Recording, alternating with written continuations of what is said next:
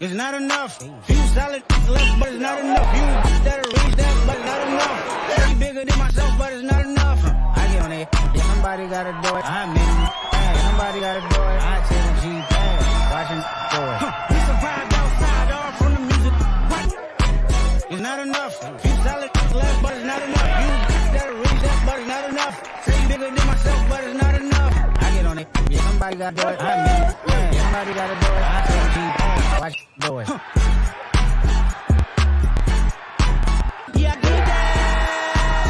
Hey, what's up, though? It's not enough. You say left, but it's not enough. You that'll reach that, but it's not enough. Say you did it yourself, but it's not enough.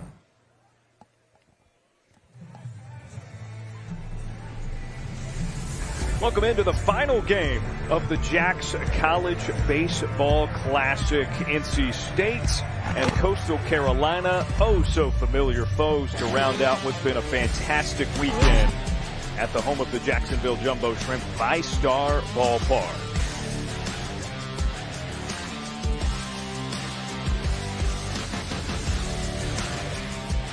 Hey there, he's Jack. I'm Darren. We're glad you're with us here on D1 Baseball. Jack, we've had an incredible event. This one, a couple of teams very familiar with each other. Even though it's a third-place game, a lot at stake because both of these teams would like to have gotten more out of this to this point, this event, this Jacks Classic, right? NC State trying to avoid extending their losing streak. For the Chants, it would be another win. They would advance to 2-1 on the weekend. We have caught our breath. But here's the deal. For Coastal Carolina, this is the opportunity to leave Jacksonville on an all-time high. And you're right, for NC State, this is about salvaging a series. On Sundays, you do not get swept in the ACC and SEC. That's how you make a way into a postseason bid. So for Elliott Avant and company, we're going to learn a lot about his young NC State Wolfpack team today. It's a team that has lost a few in a row and has made some changes in the starting lineup. Justin DeCrisio has been arguably their best hitter this season. Luke Nixon is second. How about Braden Fraisman, the JUCO transfer, being bumped up all the way to third in the order in front of the struggling Alex Sosa? Hey, the offense is struggling. Let's get Lanphier in there. They are so high on big number 15's bat. He slides in the 7 hole. I love it, though. Hey, DeCrisio might be the highest hit on planet Earth. So let's just get him a couple more at-bats by moving him from the 3 to the 2 to the 1 hole. Luke Nixon slides back into that 2 hole to provide him a little bit of protection in that lineup. But they're going to have their hands full because the Chanticleers, I am in love with this guy on the mound. Saw him a couple times last year. He is a steady Eddie Sunday starter. You're talking, of course, of Riley Eickhoff, the right-hander who gets the ball to begin things for the Chanticleers. Eickhoff, you've heard the term stock righty. This is not it, right? Like, this is a fastball, slider, changeup mix, 5'10", 185. He's got unbelievable pitch ability. To me, as a former hitter, man, I could hit 93, 94. But this guy with this nice two-seam fastball and a slider, his ability to split the plate is his difference maker. He's constantly in the zone. And for a Chanticleer team that, hey, there was no disguising it. We got to throw more strikes. This is the guy without question to turn to. Coastal Carolina finally got the bats going yesterday. We'll see if that was a product of Ohio State's depleted pitching staff or maybe an awakening for the Chanticleers. Jason Bradley mans behind home plate with our great crew that's been here all week officiating these games. A beautiful day for baseball. We talked about the implications, right? Salvaging a series. You know, for NC State, with how highly contentious the ACC has been, every win matters. But even for the Chanticleers last year, they were on that bubble to get into the postseason, and I personally didn't think they deserved to even be on it. I thought they were a sure-in. Garrett Gilmore's final season. That's just how much respect I have for the Sun Belt. It's a loaded league. And if anybody knows about loaded leagues, it's Elliott Avant. That's the third base associate head coach, actually, Chris Hall. And here's Kevin Schnall in his first year at the helm in Conway. So Justin DeCrisio steps up to the batter's box, and we've got a righty-righty matchup to begin things. And our final of 6 games in Jacksonville. First pitch from Eichhoff is across for a strike.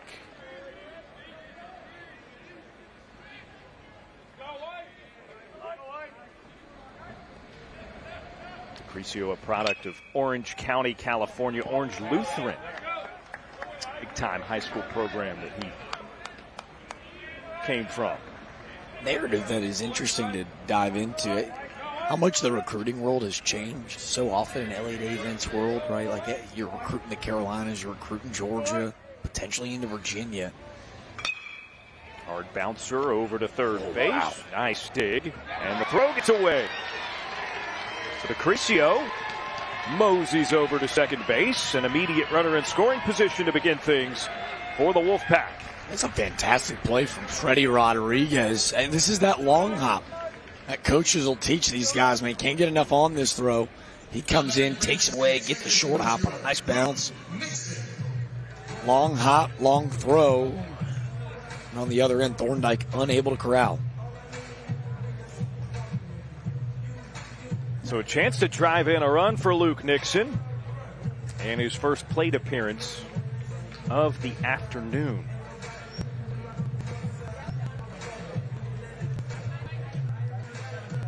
Yeah, there's something holding us up over at the Coastal dugout. Looks like maybe... I don't care if it's PitchCom.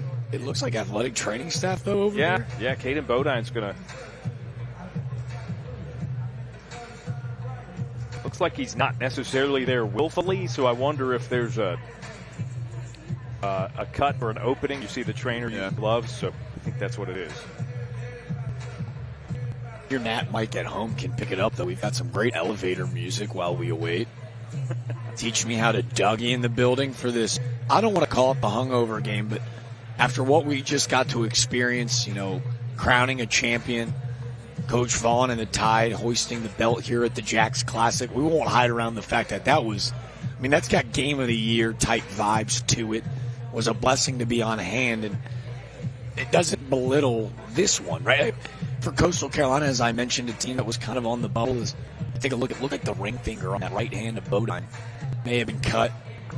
Our officiating crew making sure he gets that bandaged up. He's good to go. See if that affects his throwing hand at all. But, man, for Coastal being in the Sun Belt, having to earn some respect, 5th highest RPI for a conference in the country. But, a win over an ACC team on the weekend will hold big weight at the end of the year. So here's the first offering. Luke Nixon gets a bunt down, and it spins foul.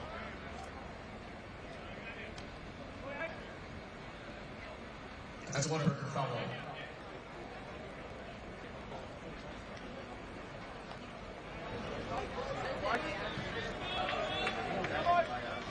Championship not at stake, but again, as we discussed, this is important for these two teams.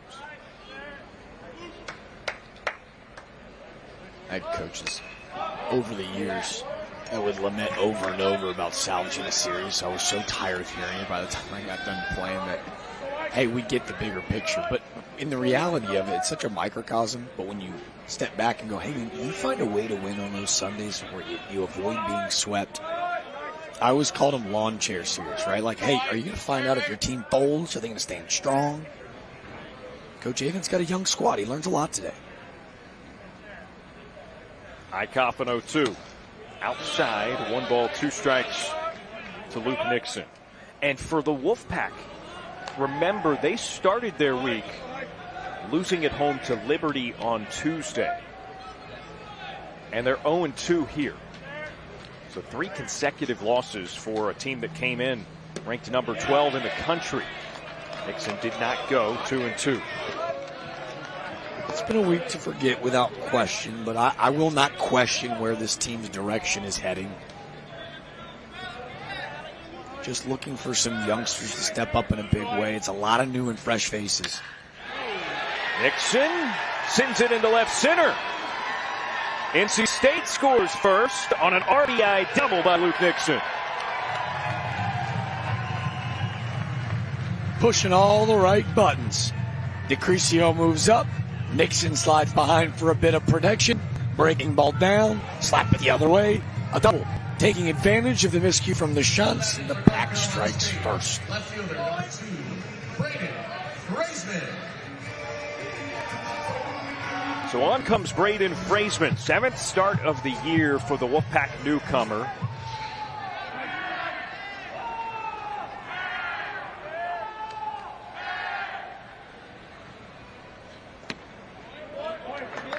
Called strike, and it's 0-1. One of 20 newcomers via the portal or the high school ranks on this Wolfpack team.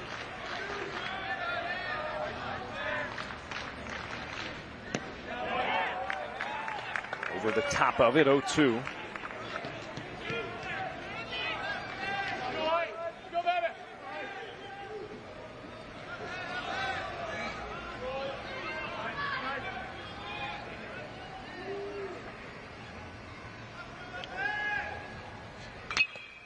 Bouncer, Rodriguez another chance. Looks back the runner. Accurate throw this time.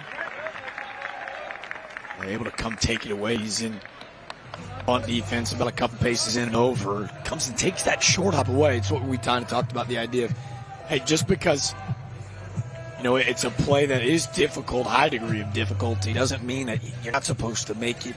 Take away the short hop. He's got time to set his feet and deliver a strong throw. Now batting for the Wolfpack, designated hitter number 13, Alex Sosa.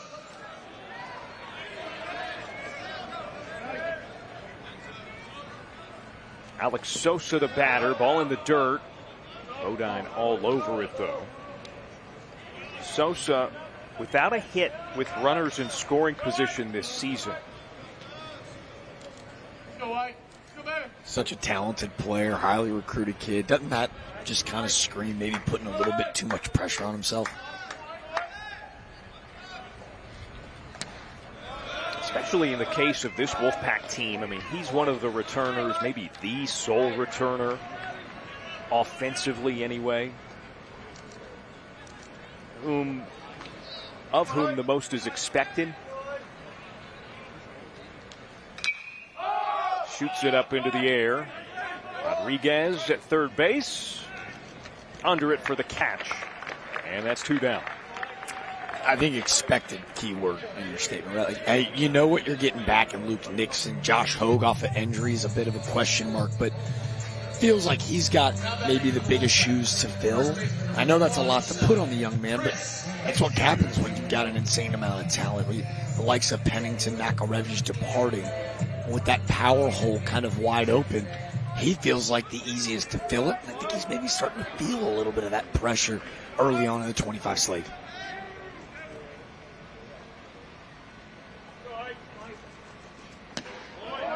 Chris McHugh now looks at a strike. The new first baseman for the Wolfpack via VCU.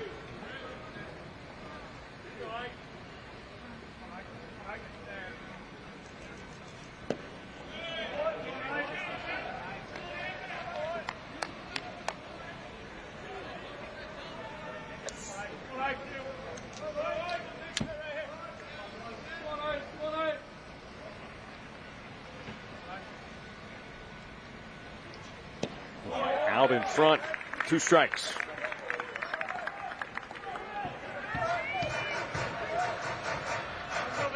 A slider from Eichhoff. Obviously the error, quick double. Limit to just 1 is a win.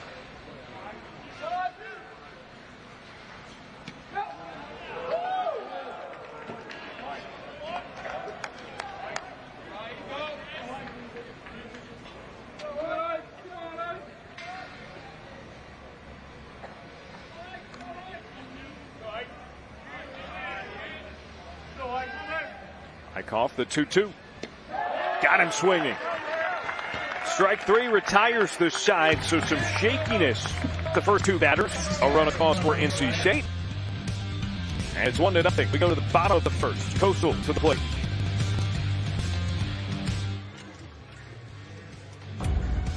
From the founding of Coastal Carolina University in 1954 to a first pitch thrown 20 years later, Coastal baseball was always destined for greatness. In 2016, history was made.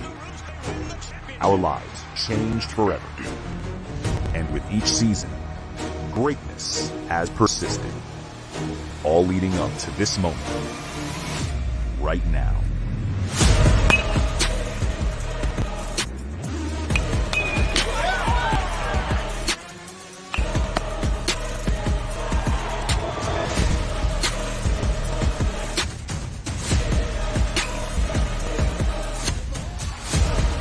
Selfless, relentless. This is Coastal Baseball.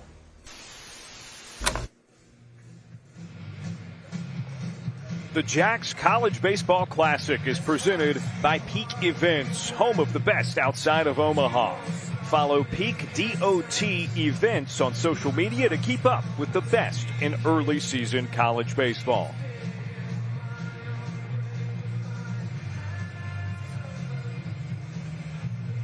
First try at the plate for Coastal Carolina, as their lineup pretty familiar given what we've seen so far this weekend, with the exception of Chad Bourne in left field. He gets his first start, but it'll begin with Dean Mijos, the switch-hitting catcher, Caden Bodine, and Blake Barthol, who got off the schneid, so to speak, yesterday. Big 3-run home run in the extra innings victory for the Shots.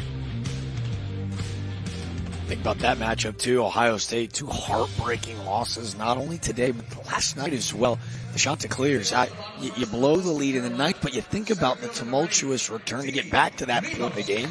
You give up the 5 spot early, fluky battles. Said a lot about the fight of this offense finally starting to wake up, especially in the heart of that lineup. Big bat of Blake Barthol. Left-hander Ryan Marone gets the start for NC State. And it's a 1-0 count to Mijos. Fouled off, 1-1. Marone, 1-0. Went 5 innings. Gave up no runs on 3 hits, striking out 7 his first start of the year.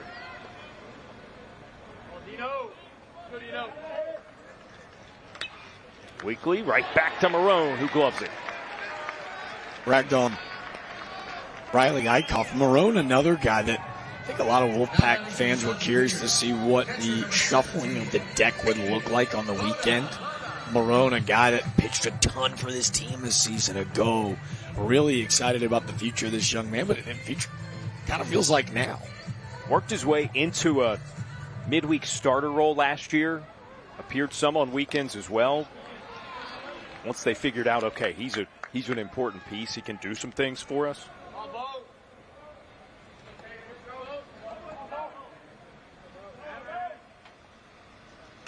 Caden Bodine lofts it up into the air, right field foul.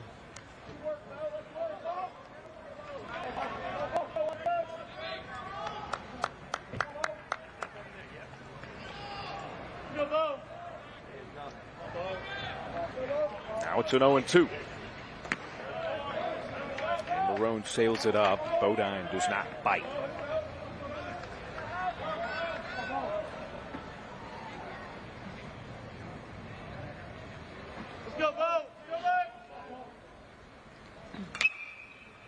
Chopper to Cricio's way.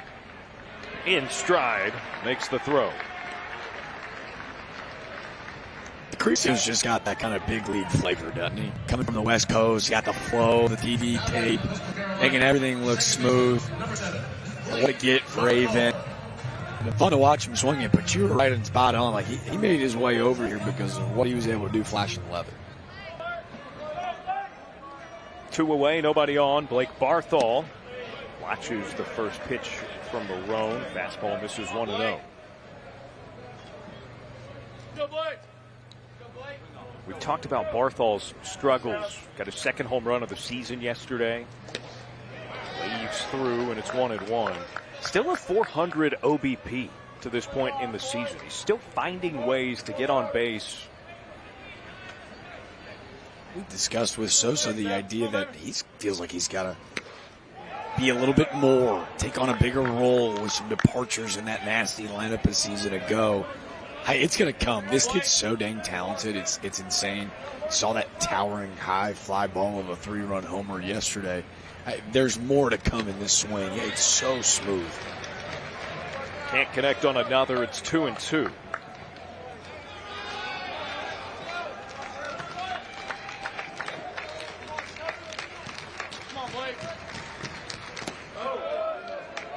And a full count.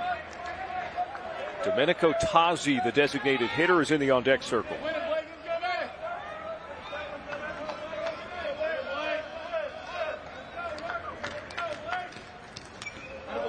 Barthol fights it off.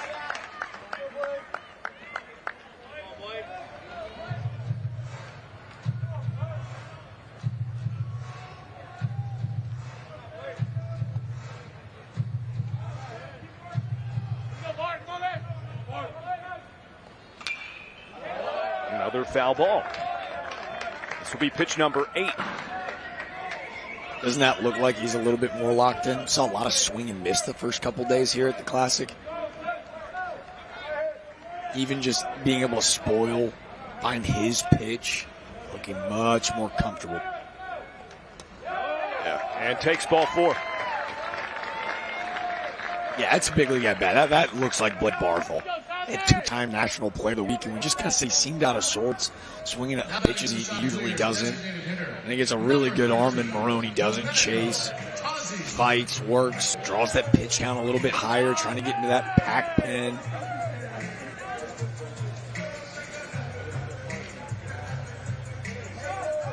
Reaches with 2 away for Tazi, who has driven in 8 on 7 hits this year.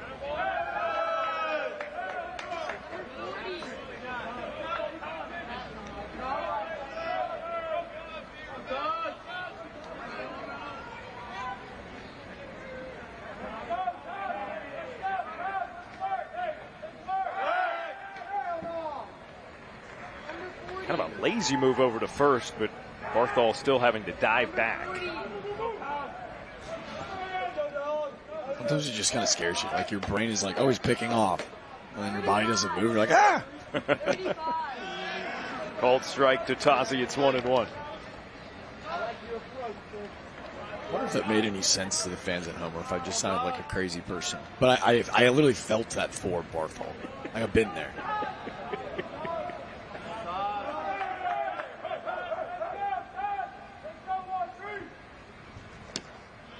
Inside, 2 balls, 1 strike.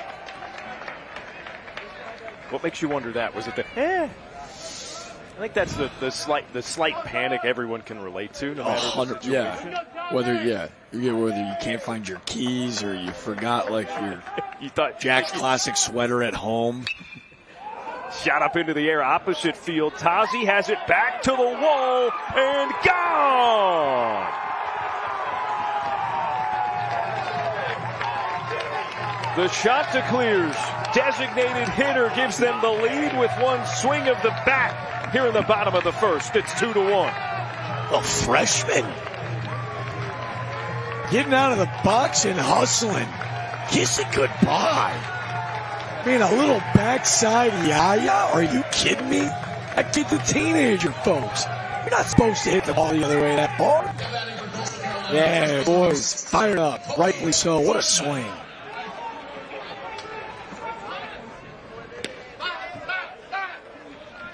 No moment of panic in the youngster. He didn't leave his oven on and then walk out the door. Couldn't be the freshie.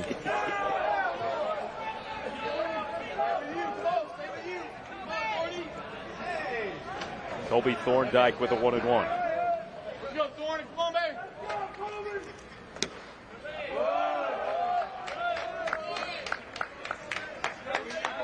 First home run Ryan Marone's given up this season. Kind of jinxed that. Southpaw.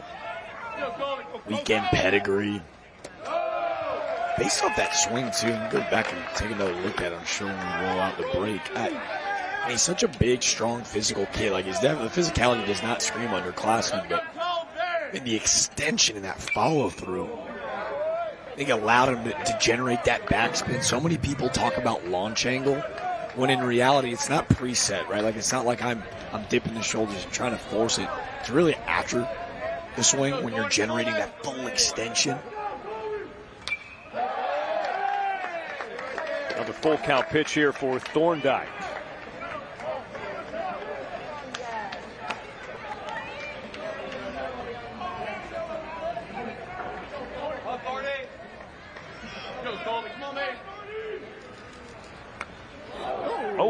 Crowded.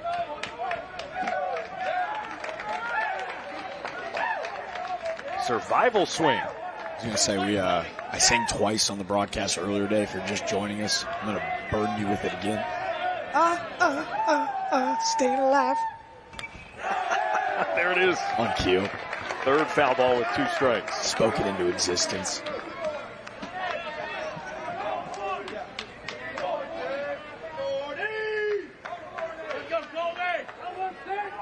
Tough AB for Thorndike. Another with a full count, and he waves and misses. Barone strikes out his first, but he gave up his first home run of the season to Domenico Tozzi, the designated hitter. It's 2-1, Coastal.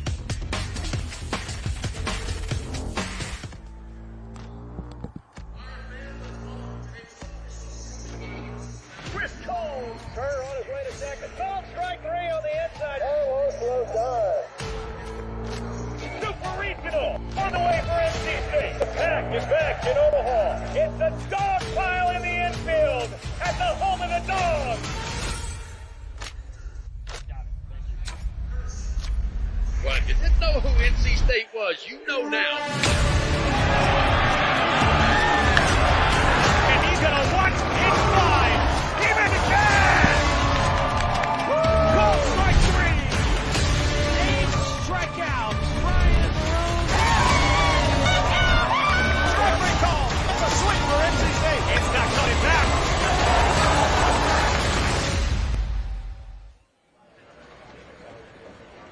The Jacks College Baseball Classic is brought to you by D1Baseball.com. No one covers college baseball like D1 Baseball, covering every game from coast to coast. D1 Baseball is the resource no college baseball fan can be without.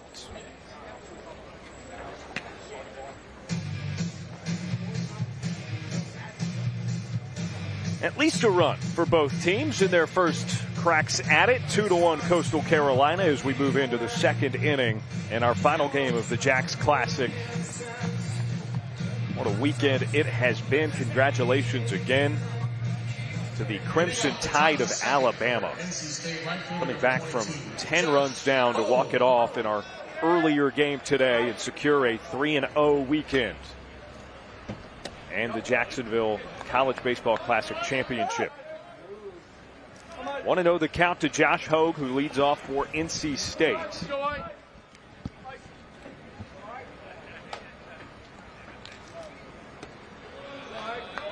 Got a weird feeling D1 Baseball generating some buzz after that earlier contest. Roll Dang Tide. I was going to say, I saw a lot of hashtag Roll Tide in between games here. I had to sit back and just disassociate for a little bit. So some yoga, some meditation. Yeah. Worth it. Top 2. 3-0 to Hogue. Eichhoff finds the strike zone. They were everything what's beautiful in these peak events where you're going down and running on the field for the trophy presentation. Ergo, the championship belt. Dribbler back, Eichhoff's way, glove, exchange, and a throw. The personality's just on full display. Like a guy like Riley Quick with the shirt off, quickly trying to wrap the belt around himself like he just won it all. Brendan Norton, nobody happier to see Justin LeBron take home that MVP belt, even though we kind of decided upstairs we thought it was Norton, and then Justin LeBron tried to remind the country that, hey boys, you ever seen anybody try to hit a backside home run like this? 2 of them? Special day. Largest come-from-behind victory in Alabama program history. They do it in a championship set? Sure.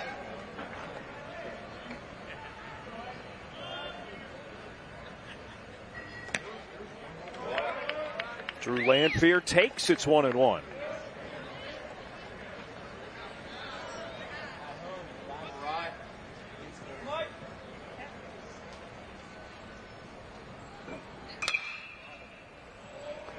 On the ground, Tyberengo from short, slick play, and 2 away. See, Eickhoff, you can see he is a ground ball pitcher, especially playing at Palace. You're going to watch a lot of the Coastal Carolina Suns try to generate that backspin we talk about up in the air, like after that Tazi home run. Now, on the vice versa side, if the ball flies out of that ballpark, your pitchers have to be able to induce ground balls. They want to keep the ball out of the air. And Eickhoff is one of their best at it. Freshman Ty Head with an 0-1.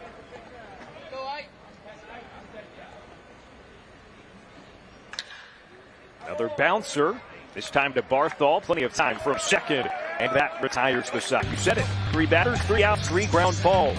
And it's 0 on the board for NC State. Hi, I'm Bob, or Breakfast on a Bun. I answer to both. My brother, Bob Ranchero. Hey, he's always been the wild one. Howdy! We're actually twins. Same signature sausage, fresh egg, and melty cheese. But that picante salsa and pickled jalapenos, it changes you. We're still close.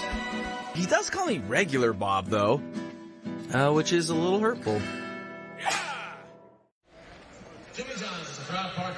Stay up to date with Jack's College Baseball Classic news all year round. Be sure to follow on Facebook, Instagram, and Twitter, now X, and Jack's CBC on all social media. Not formally. Formally known as. We told you. X, formerly known as Twitter. Players to watch in this contest for Coastal Carolina, brought to you by University of Alabama Online. Caden Bodine, of course, their star switch-hitting catcher. Blake Barthol, who got back on the right track with a 3-run home run yesterday. And the starter, Riley Eickhoff. Aside from the first 2 batters of the game, Justin DeCrescio reached on error, scored on an RBI double. It's been pretty clean. Yeah. And the things that jump out at you on the box score, right? With Blake Barthol back in that 3-hole. He doesn't work that walk. Tazi doesn't hit the 2-out, 2-run homer. So it felt like Blake Barthol, that they kind of clicked.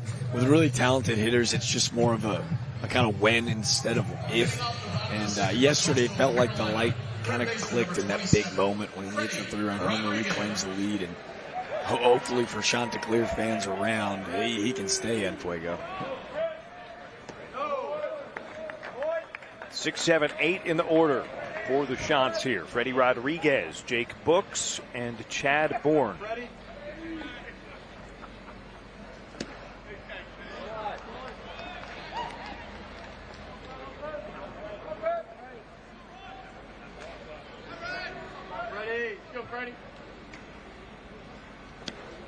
Big breaker from Marone.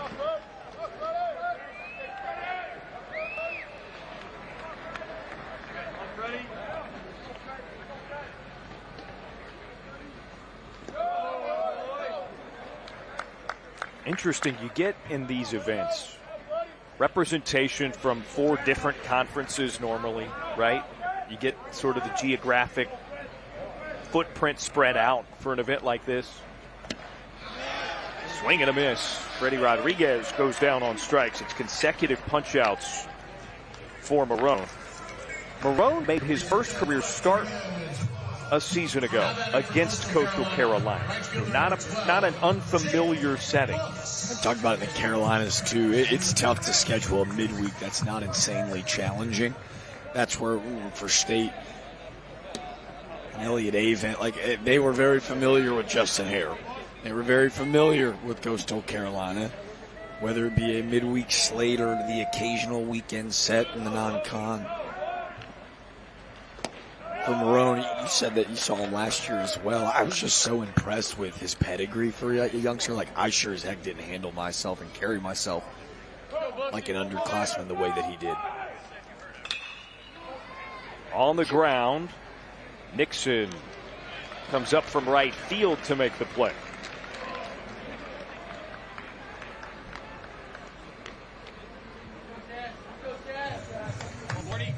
Yeah, sub-4 ERA is a true freshman. Just don't, with ERAs skyrocketing the way that they are across college baseball, that's pretty impressive, especially when you consider 16 total appearances, 10 of those starts. And he hits Chad Bourne, who had not seen a pitch this weekend. Gets plunked with the first one. Hey, those 10 starts, too, all coming against, like, really quality. Your first start is against Coastal Carolina. Like, life does not get any easier, and they asked a lot of him last year. This season, the storyline of filling into shoes and the lessons that he learned from a guy like Sam Heifel on Friday night. Guy that had been around Raleigh and college baseball for quite some time, experienced the heartbreak of that shortcoming in Omaha, their first trip, then to get back in his last year. Think about the lessons that were instilled in these youngsters, right? That freshman class that we raved about. Consiglio, Marone, Duden, Heath Andrews.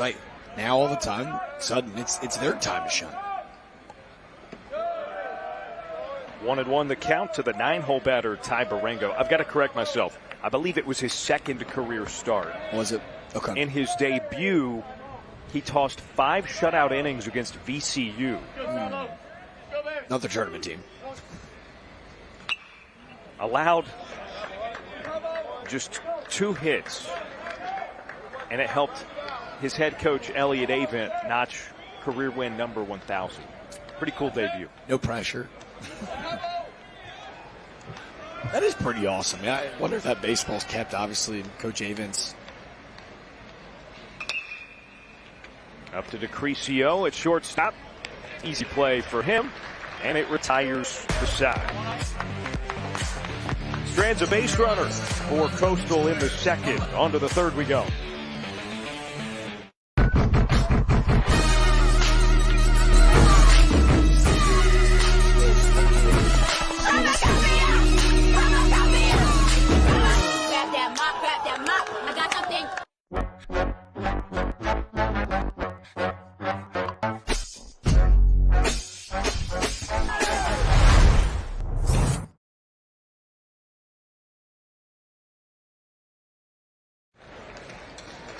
University of Alabama Online, where legends log in.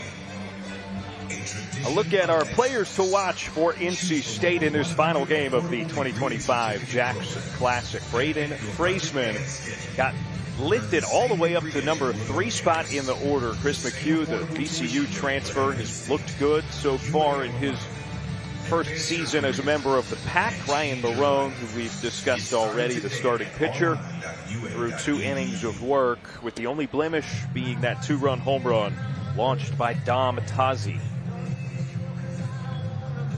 McHugh, who's got the hardest hit baseball the entire Jacks Classic so far.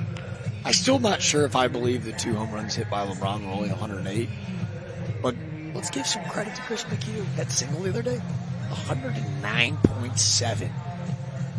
I don't know if our mathematicians are stingy about it, but I'm good rounding that up to 110. Sounds like a cooler number anyway. That's good by me. Okay. That's good by me. Awesome. We round up when it benefits us here. Otherwise, we'll keep it. Maybe even round down. Nah, now we're talking. Hitting off the top of the third for the Wolfpack, third baseman number 6. 9-1-2 up here for NC State, trailing by 1 early, 2-1 score in favor of Coastal Carolina.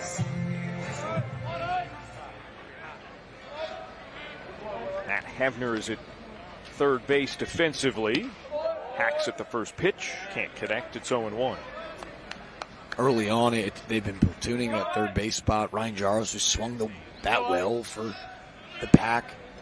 But Havner, man, we saw 2 fantastic plays at the hot corner yesterday.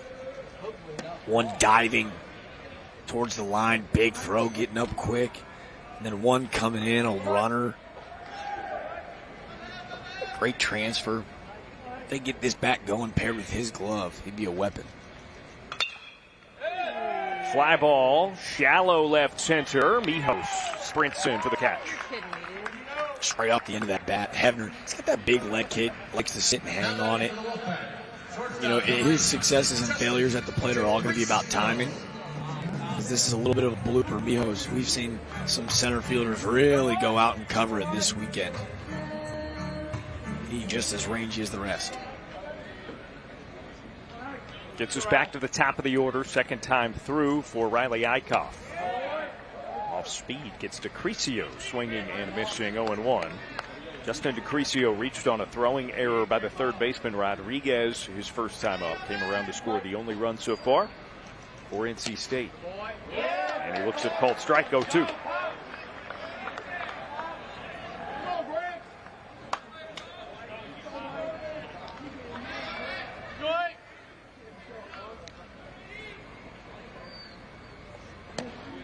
Strike 3 looking.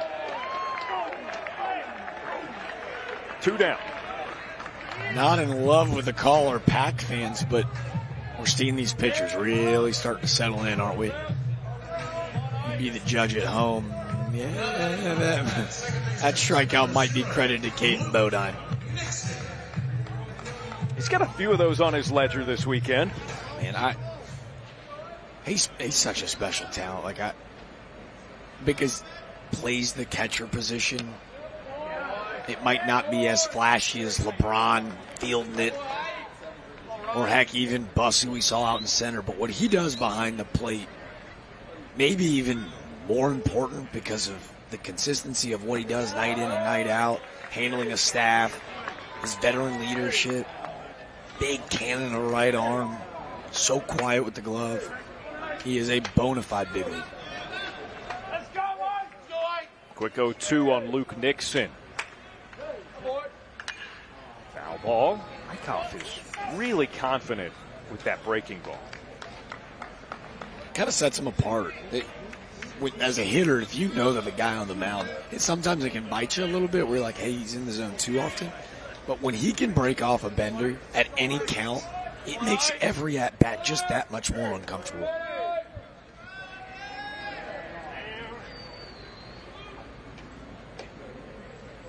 Long wait before the motion. Drops it below the zone, 1-2.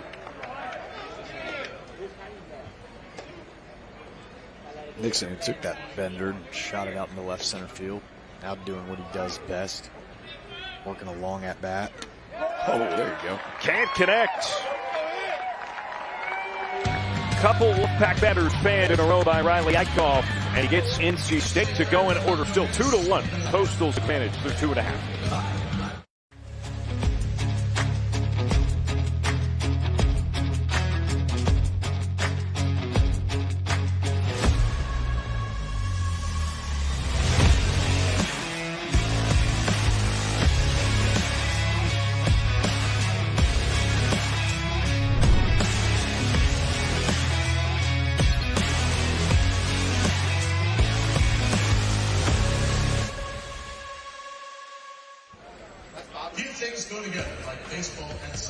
The Jacks College Baseball Classic is a proud supporter of the Cystic Fibrosis Foundation. Scan the QR code on your screen or visit jackscollegebaseballclassic.com and make a donation to help us add tomorrows to those living with the disease.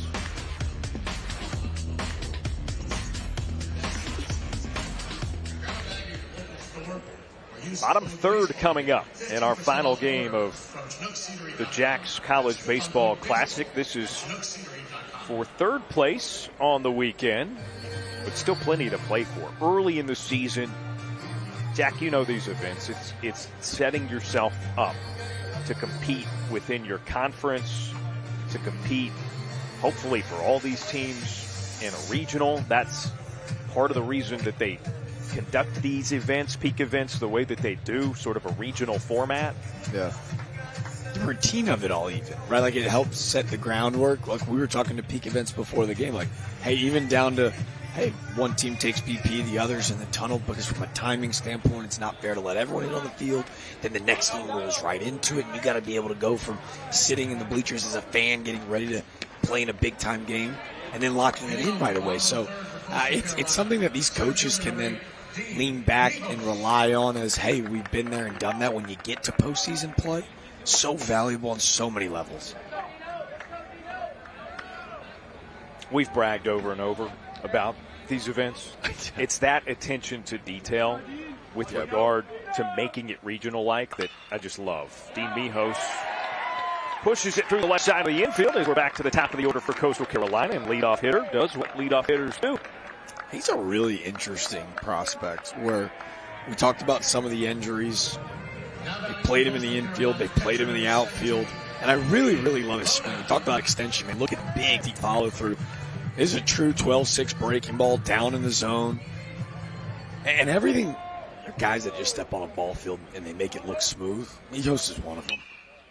Caden Bodine, opposite field again. You know, he did that with the first pitch his first time up, and it got me thinking. Last year, KP and I saw several home runs over the short wall and right down the line. Yeah. We haven't gotten any here this year. Are you saying that I'm the big hitter? I came in, I brought these massive home runs to dead center. Yeah, you brought the mammoth. You guys had this, the wall scrapers down the line, those little frisbee shots that hook around. Not me. I'm 440 to dead central. Although I will say, last year that was not being constructed out there beyond the center field wall. We had some, what we referred to at the time as parking lot shots. Right back up the middle, a glance off of Marone's glove. Nixon bare hands and still gets Bodine. How does he get to this baseball? If Marone does not get a glove on this, this is probably a tailor-made double play. Silver lining. Yeah, look where Nixon's sitting and competing. Look at Nixon come make this play. Bare hand, no glove needed. Bang, bang. He was weight-bearing in the opposite direction at the time that it became apparent he was going to have to make that play. That's really well done. First swing. Blake Barthol puts it into left. And in comes another run. RBI single, Blake Barthol. He's so back. He's so back. Blake Barthol not trying to get too big, hanging out in the shadows. Fastball away. Can't throw backballs to Blake Barthol. Dumps out to left. Shots. Extend the lead. Now 3 runs to 1. You like to see that dynamic between plate appearances for Blake Barthol. For Coastal Carolina, designated hitter number 13, Domenico Tazi. Did I miss something at the end of the play here? Yeah, Barthol is not at first base. Was he out? Did I miss something?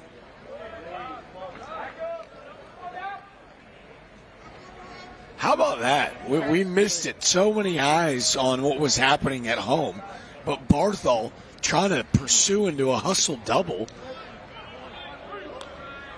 I don't think we're alone. I think the whole ballpark is just kind of like on the edge of their seats. But yeah. Well, there's a cadence to these things, right? And you know, he's just up easy with an RBI single, but then the throw comes home and he tries to get greedy. Here's a second look at it. How about this at the end of the play? So he had stopped. It wasn't like it was a hard turn. All right. That's defensible on our part. That makes me feel so much better. I mean, I watched the entire play start to finish. So it's done. It's back in the hands. He just thinks Luke Nixon is already out defending his position where he's defending Tazi right now, which is away from the ball. Unusual shift. He gets greedy. And I felt a little silly. Tazi out in front of the off speed is retired to into the frame, but another run across for Coastal Carolina as they lead it 3-1. This is the concert ticket, and the t-shirt you bought, and the wristband that the bouncer put on just a little too tight. This is the ride after the concert. To this place, Whataburger, where you ate these hash browns and drank this coffee with these people, your friends, and some guy named Rodney. No matter how your night starts, it should end with breakfast. Open 24/7 with breakfast served 11 p.m. to 11 a.m.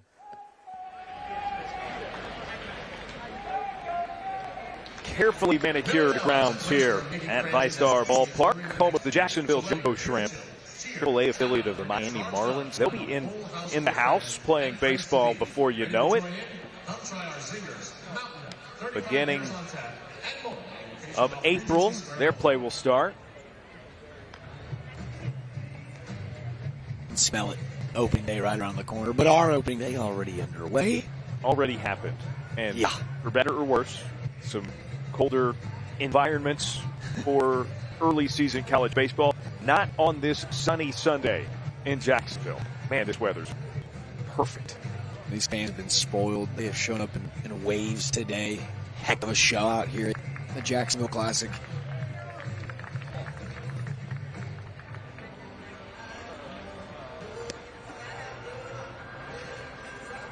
Live look in at the Round Rock Classic. And how about this? Minnesota 10-4 on top of Oregon State. That's a massive upset. Well, the Beavs are at number 7 in the country entering this weekend. They knocked off, to begin play, number 2 Virginia. I'm always curious for the powers that be, how they make the decision. Like, hey, the resume leading into the upset, how much weight does that hold, like a loss to Minnesota today? Some decisions to make, as the standings will, I'm sure, ruffle feathers across the country like they usually do.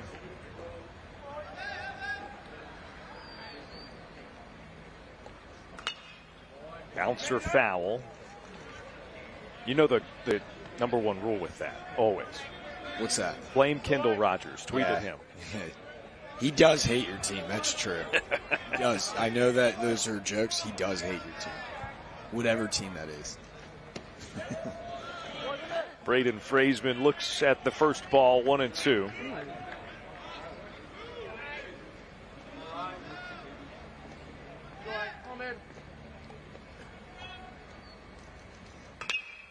Hard hit. Couple of hops to short. Marengo, nice play to get the first out. Should we play everybody's favorite game? Guess that exit velo?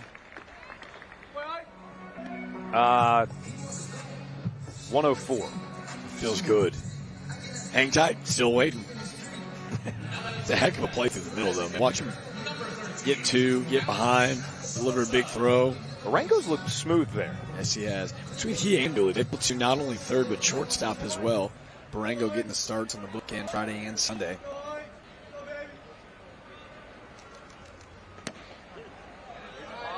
Alex Sosa takes his way to a 1-0.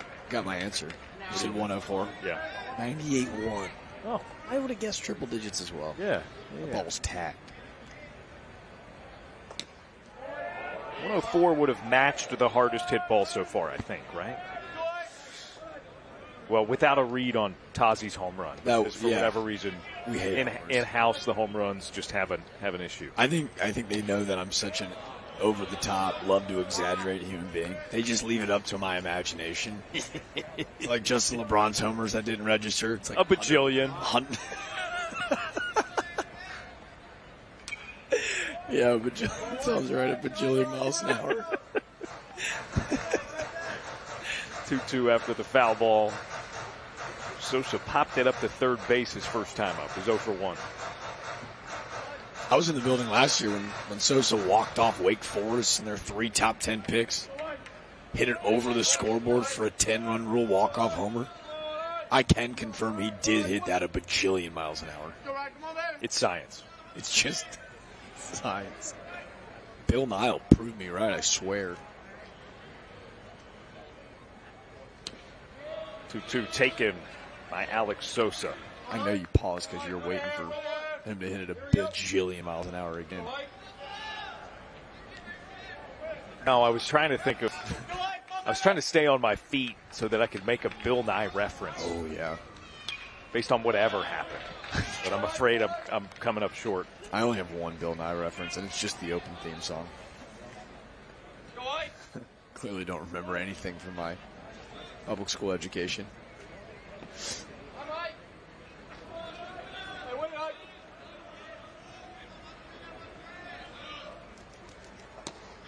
Sosa takes ball 4. That doesn't really feel like a hang on to your bow tie moment, does it? Oh, wow. He's the best in the business, ladies and gentlemen. We had it ready to go. What a shame. Runner aboard for Chris McHugh, who's 0 for 1 with a strikeout. That retired the side in the top of the first inning. And a timeout called. Elliot Avent wants a word.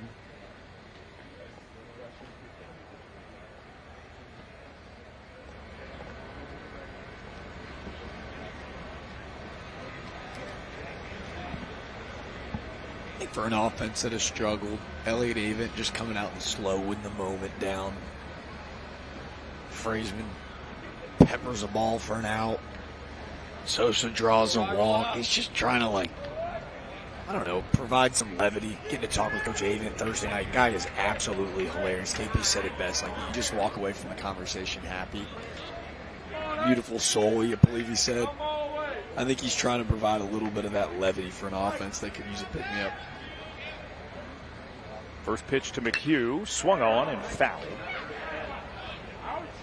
Turned on it pretty quickly.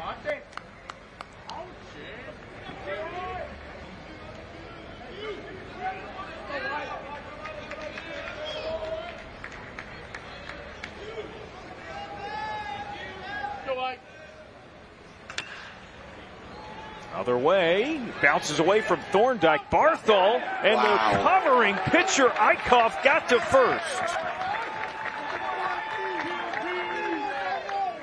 As good as he's been with a bat, this is a fantastic play with leather. This feels like this ball was cued perfectly into no man's land. Thorndike can't get there. Barthol and the nice good old-fashioned PFPs. That'll make every coach put on a big old smile. An exceptional heads-up play by Eichhoff. Advances a runner, but 2 away now.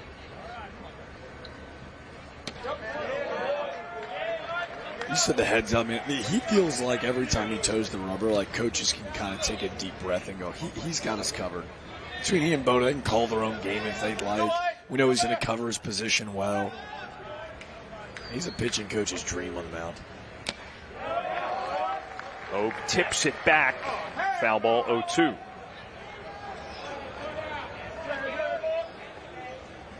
Give me that. All right. Go, Ike. Come on, baby. Oaks it into play. Barango. Smooth gets the third out and strands a runner in scoring position for the Wolfpack. Coastal 3, NC State 1. The University of Alabama Online, where legends log in. A tradition of excellence. Choose from over 100 affordable degree and certificate programs that fit your budget and schedule. Earn the same degree as you would on campus, with the same affordable tuition rate for every state. UA Online. Advance your career and change your life. Get started today at online.ua.edu.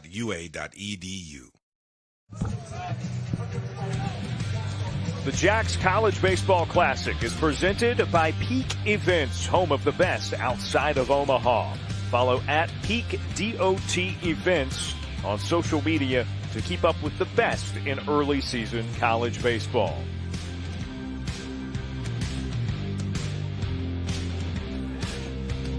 Yes.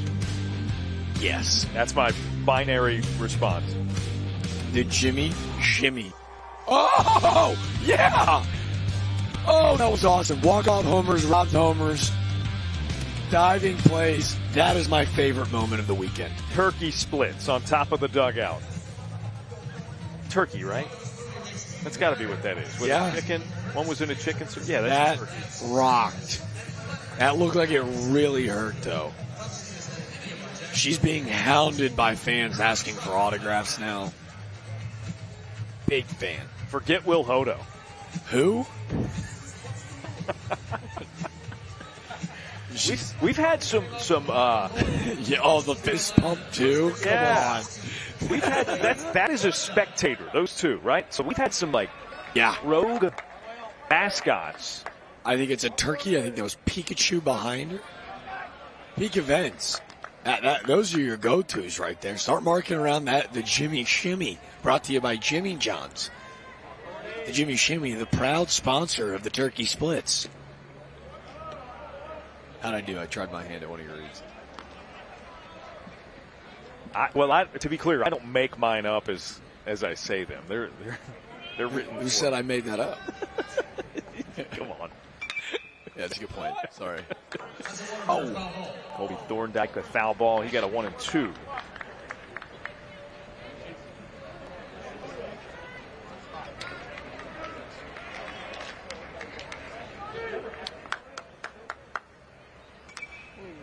fouled back.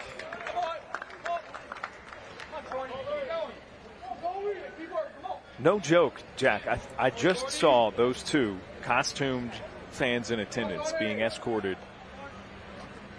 You don't think off the premises? Not off, into something. They're being given access, special access, by a peak event staff. Any shot we can get them on the broadcast?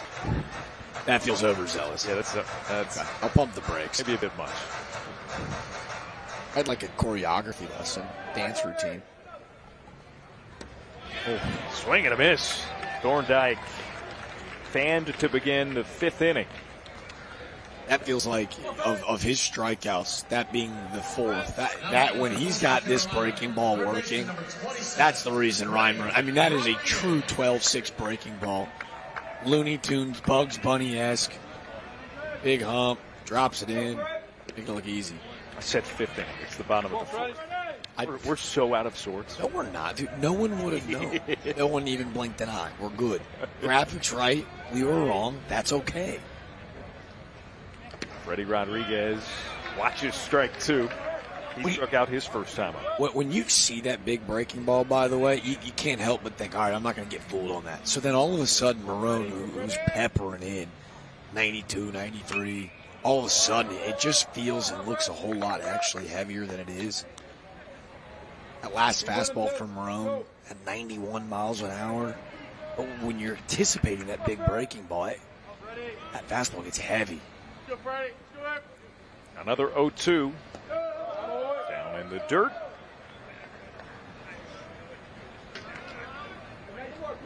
That was just toying around. That looked like maybe a choke changeup.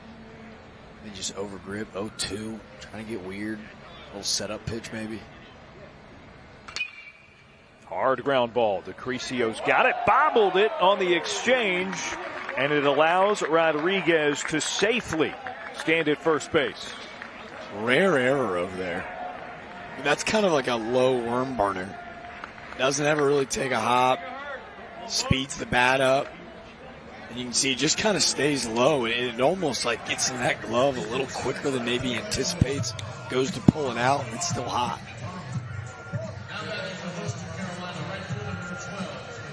Uncharacteristic, to say the least, for DeCricio, as now the infield is going to rotate over to the pull side for the left-handed batter, Jake Books, who's 0 for 1.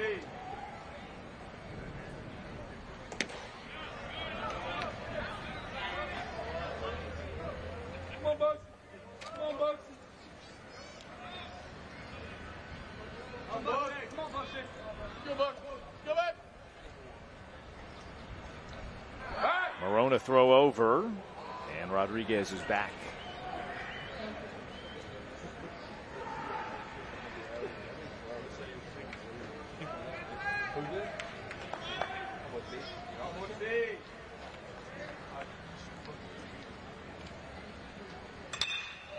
Opposite field, high fly, deep into left, and it one-hops the wall. Rodriguez turning on the burners coming home, dives in for another Coastal Carolina run. Make a mistake, the shots will make you pay. How about this swing to the backside? Look how strong and compact Books sends this the other way. Inches away from a backside homer. Look how fired up he is, man. You don't think this means something to him? Big swing from Books.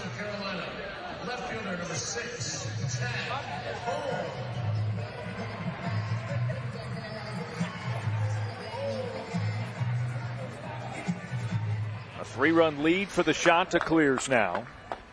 And Chad Bourne, who has seen one pitch and it hit him. Second pitch he's seen. Rounds out to third. Play made by Hefner. Go back that swing from Books. That rumor was when we were talking to the Coastal Carolina broadcast team, Joe Katz letting us know. You know, he battled a little bit of a shoulder injury, Books did, going into the year.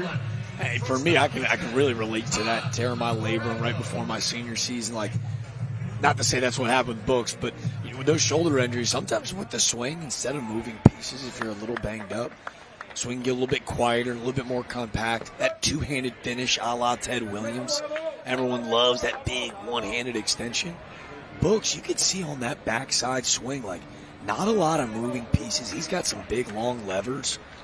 That was a really pretty baseball swing.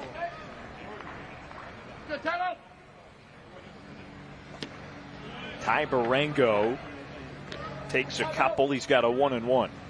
Good active take. I think he sees spin and goes, now I'm still waiting for a fastball, but it looked like he picked that up right out of the hand.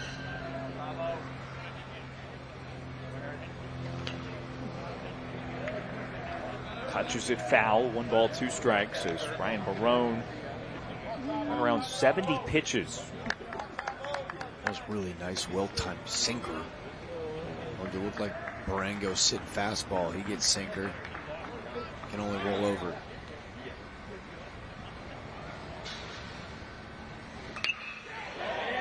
Pushes it up into the air, center field. Ty Head makes the catch. And it retires to the side. A run across for Coastal, a runner stranded in scoring position. They extend their lead to 3.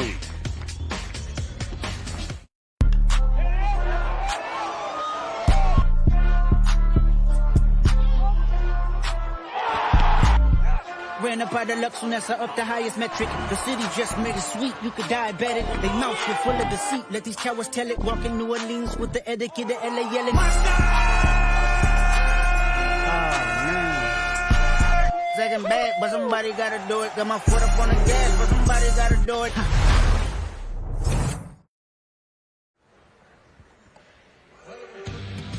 The Jacks College Baseball Classic is brought to you by D1Baseball.com. No one covers college baseball like D1 Baseball, covering every game from coast to coast. D1 Baseball is the resource no college baseball fan can be without.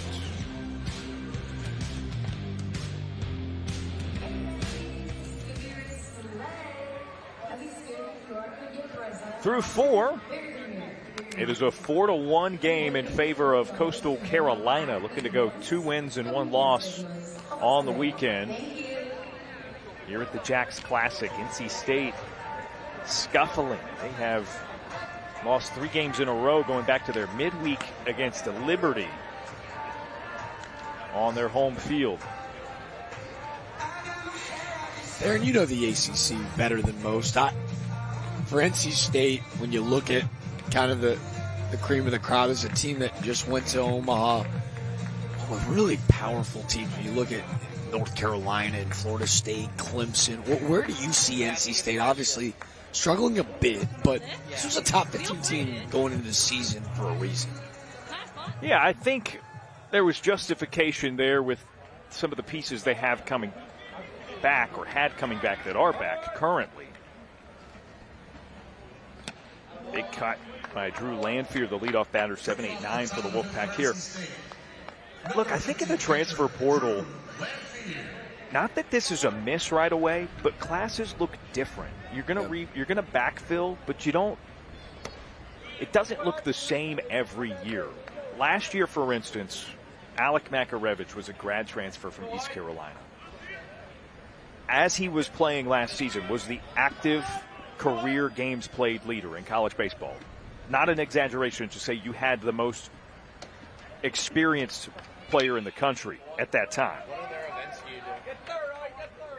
Garrett Pennington from Wichita State, grad transfer. Brandon Butterworth from Western Carolina, grad transfer. There's value in that experience where this transfer class just happens to be, for better or worse, younger.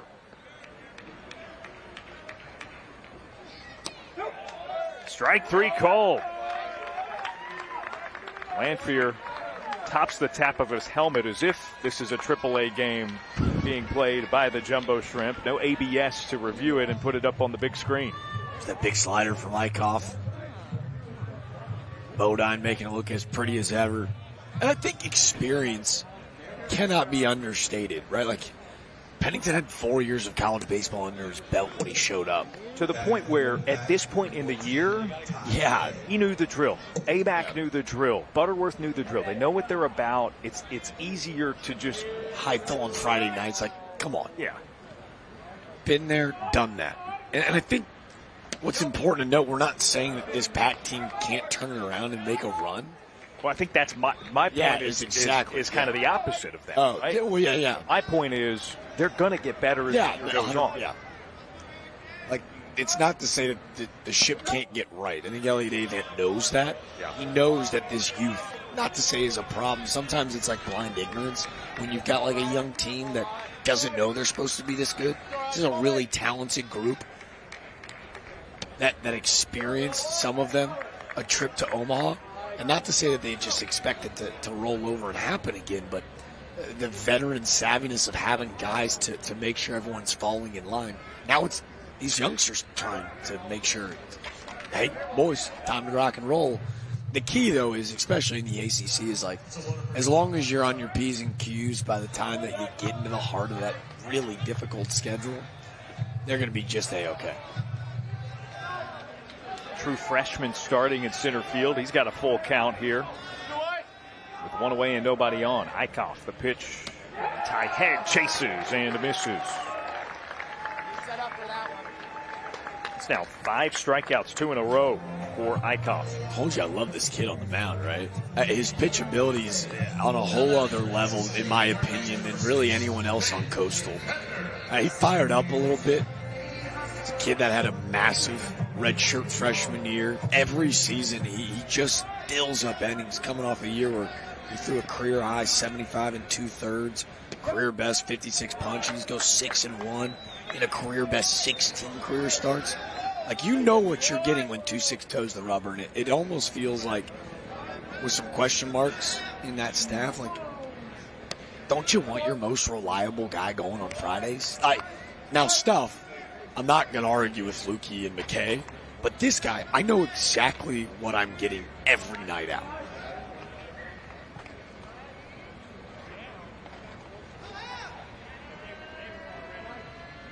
A 1-1 to Hefner now. Drills it out to center field. Mijos had a beat and reels it in. 3 up, 3 down go the Wolfpack. It continues to be 4-1 in favor of the Chanticleer.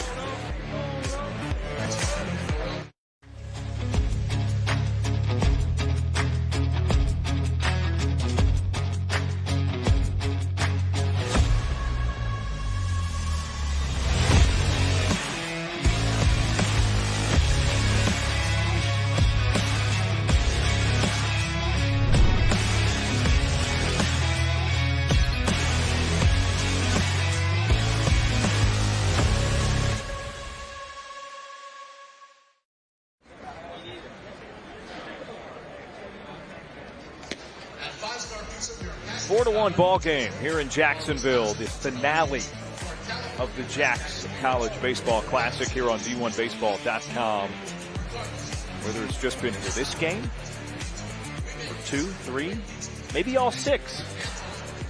Thanks for hanging with us. Jack DeLongchamp, Darren Vaught. This has been a lot of fun. An event that debuted a season ago. I was lucky enough to be here, Jack. I know it's your first time. This thing is has quickly become one of my favorite things, generally speaking, of the entire calendar year. Love that.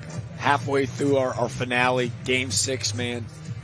Don't cry because it's over, but be happy that we're here.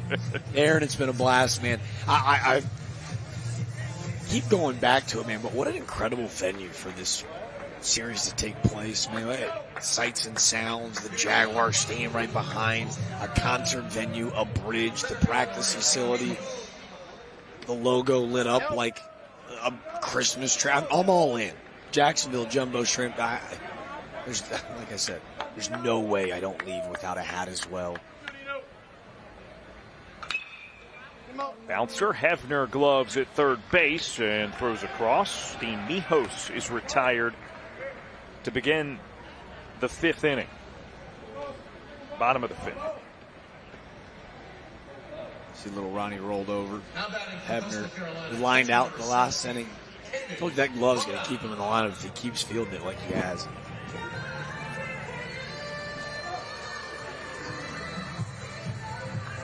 We got to get you over to the team store. You've been talking about that cap for a minute. I have. Caden Bodine watches strike 1. Yeah, I'm all in. I got to do that. I hope it's open on a Sunday. I think with people at the park, it should be, right? We got to figure that out. I think so, too. Bodine off the handle and foul.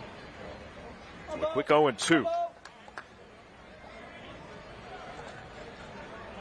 That pitch count's still under 75 for Marone.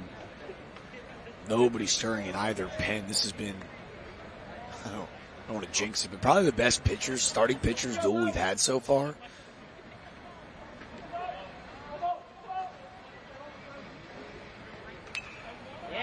Another one fouled back. Yeah, I mean, despite 4 runs for Coastal, Marone's kind of cruising. Yeah. It's weird. It feels weird to say that, but he's only 3 earned, right? And so yeah. To me, it's the way he's going about it as well. I talked about the consistency of Eichhoff. It's a swing and a miss. Foul tip, I think, even. And Bodine goes down on strikes. He's 0 for 3.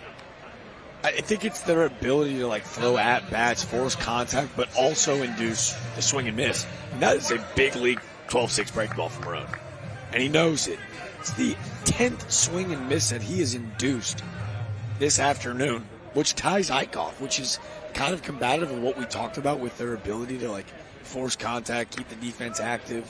But both of these guys have pitched with pace, and to me has been the most efficient starting pitching duel that we've had this weekend.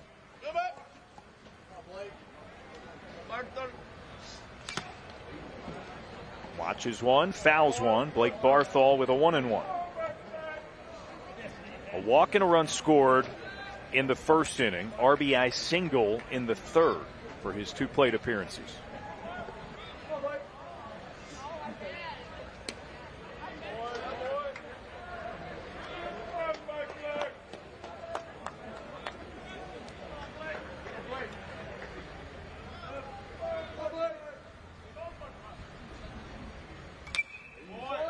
Ripped back into the net, 2-2. Last time we saw Barthol, he was trying to pull the base running version of the hidden ball trick. Taking off and catching everybody by surprise.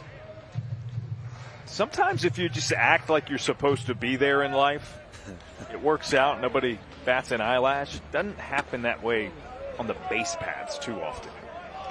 I like how he's gunned down. And by the way, we don't even have time to criticize the base running decision because he was in the dugout before anybody batted an eye. Yeah, right. You know what I mean? Savvy work. Battling with 2 strikes. Full count, 2 away. How's that go down in the book? Does that go down as a caught stealing, I wonder? No. He was just trying to extend it. Just a 1-4 guy? I think so. Just a 1-4 put out? Yeah. It's a single with yeah. Right, yeah. Baseball stuff.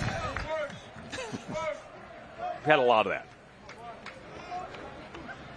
Truly, we've seen a little bit of everything. I dare you, except for maybe the hidden ball trick, I dare you to find. That's the one thing. No pressure. Pack, shots, make it happen. Outside of that, we got everything. Webgens in the in and outfield. Diving catches, home run robberies. Walk-off homers. There's nothing on this planet I love more than a walk-off. Barthol looks at strike 3. And that does it for the bottom of the 5th inning. But Coastal Carolina continues to be up 3, 4-1 through 5. This is the concert ticket, and the t-shirt you bought, and the wristband that the bouncer put on just a little too tight. This is the ride after the concert. To this place, Whataburger, where you ate these hash browns and drank this coffee with these people, your friends, and some guy named Rodney. No matter how your night starts, it should end with breakfast. Open 24/7 with breakfast served 11 p.m. to 11 a.m.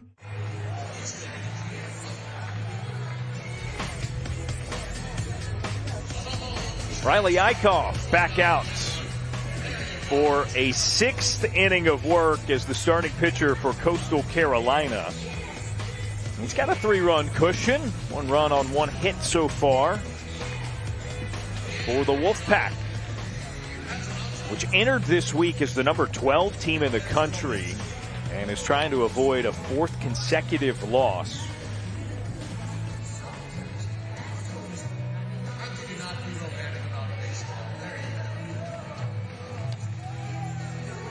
Eichhoff has been crisp. 70 pitches, 5 innings of 1-hit baseball, the 1 run not even earned. He's walked 1 and struck out 5. Efficient at all levels. Felt like a game, not that we needed it by any means, but it felt like a game where both of these teams needed a guy to toe the rubber and say, all right, I'm going to take this thing over. Yeah, a couple of steady starting pitching performances. We haven't really seen a ton of that this week. A lot of runs scored. And a lot of self-inflicted wounds. It just felt like the free passes was the common theme for all 4 teams, not even calling anybody out. Outside of Quicks, Riley Quicks' performance for Alabama. Line drive. Sent into left field. That is a leadoff single for Justin DeCrisio. Outside of Quick's performance, who's been so consistent all year, just like 8 here. He's hit barrels right at everybody. And he's about due for one to sneak on through. San Diego transfer, getting things rolling for the Pack, trying to get back in this thing. Luke Nixon had an RBI double in the first. That's where the 1 NC State run came from.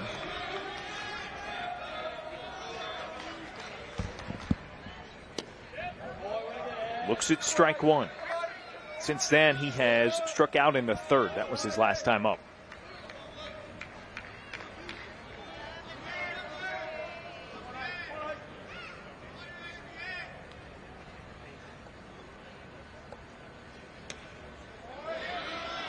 DeCrisio with the 2nd hit of the game. The last in the aforementioned Luke Nixon kind of slapped single to drive in a runner. These 2 guys at the top of the lineup, to me, have only been the viable options offensively this week and really this season for the Wolfpack. Now it's a 1-2 to Nixon. Yeah, everything else feels like a work in progress, right? I think we can count on, for the remainder of the season, these guys 1 and 2 in whatever order.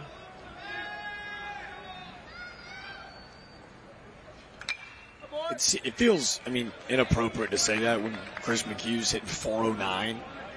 But he's going to be somewhere in the middle. I'm saying in terms of where they slot in. Like, he might turn out to be the 3-hole guy permanently. That's what I'm saying. He might be a cleanup. You go, it's Nixon, DeCrisio, McHugh, lefty, righty, lefty. But right now, to me, the most competitive at-bats have come from DeCrisio and Nixon, where every time in, you're getting a barrel, you're seeing in deep account. Nixon, came around. They went to the third base umpire, Brian DeBrouwer, and it's the 2nd strikeout of the evening for Nixon.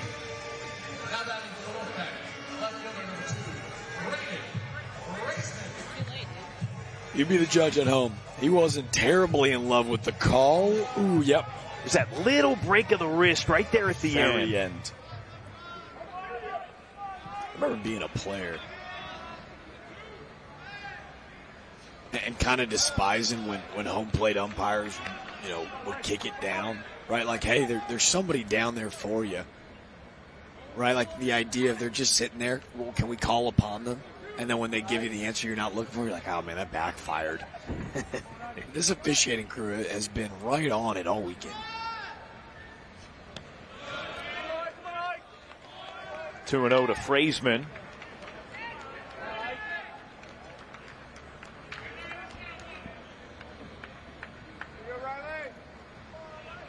Eichhoff approaching 80 pitches for the outing. Good take, 3-0.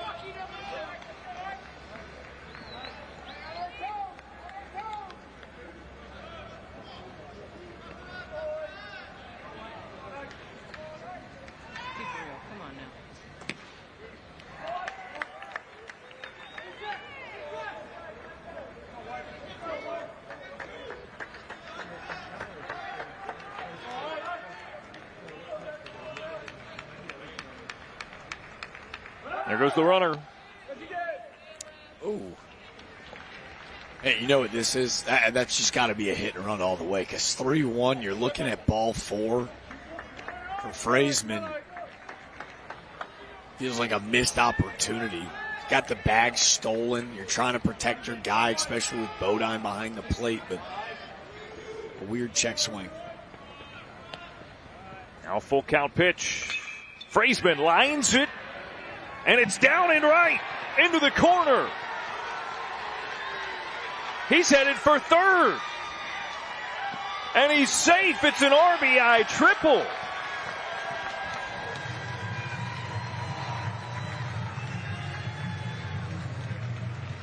This ball is peppered, Cotton. Look at that line drive. Barely touching down in fair territory. And the Wolfpack cut the deficit in half. Frazeman. Ooh. Back a little punch the other way.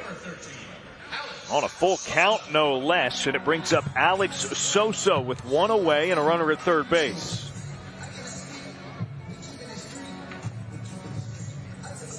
Matt Williams, the pitching coach for Coastal Carolina, comes out. The infield converges. Jack, this feels like a good spot for Sosa, a struggling hitter, to get some productivity out of it, because even if it's a lazy fly ball to the right side of the field, you can get the sac fly, bring in a run, and it's just something to go off of. Watkins' last at bat, where there are these moments throughout the weekend where he looks like he's seeing pitches better. That walk, maybe especially getting his third at bat against Eichhoff, his third time through the lineup, right? Feels like that's the difference of starting pitching in the power fours versus the really good mid-majors, is their ability to go to that third pitch and be dominant in that third inning. But for Sosa, the job becomes simple.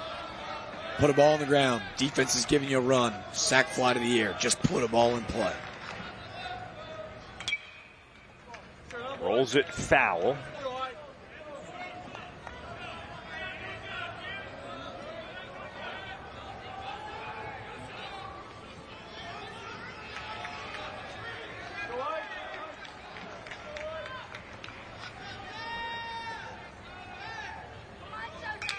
Yep. On the ground and through the gap in the shift. So he did us one better, an RBI single for Alex Sosa. And it's a one-run game. The adjustment between the foul ball and then the backside single. Remember that single that he hit sharply on Friday? It was his only hit at the Classic so far. That was the swing. That first foul ball, his hands were so quickly in and out of the zone that the bat head, it's got no chance but to pull. When he slows things down, I mean, he's such a great athlete that when he goes, I'm going to use this side of the field, allow the ball to travel deep, he can take a pitch on the outer third and pull it out of the ballpark. He's that big of a dude. But when he can start utilizing this field and force defenses to play him straight up, he becomes a very balanced hitter. Now it's 0-1 on Chris McHugh. Hitless in a couple of plate appearances so far.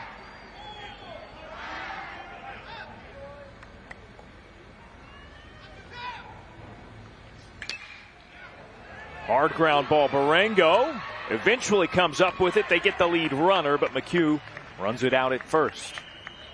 That was hit so hard. Like, this hurts if you're Barango. Does a great job of keeping in front and just making sure they secure one. A technically speaking tailor-made double play, but this ball's got some pepper on it. Chris McHugh might be a dangerous man with a metal bat in his hand. Like, let's switch it out and get this guy some lumber. That ball was tagged.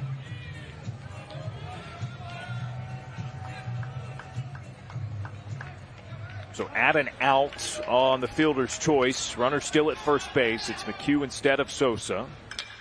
Josh Hogue, first pitch. Backspins it. Mijos has a problem and drops it.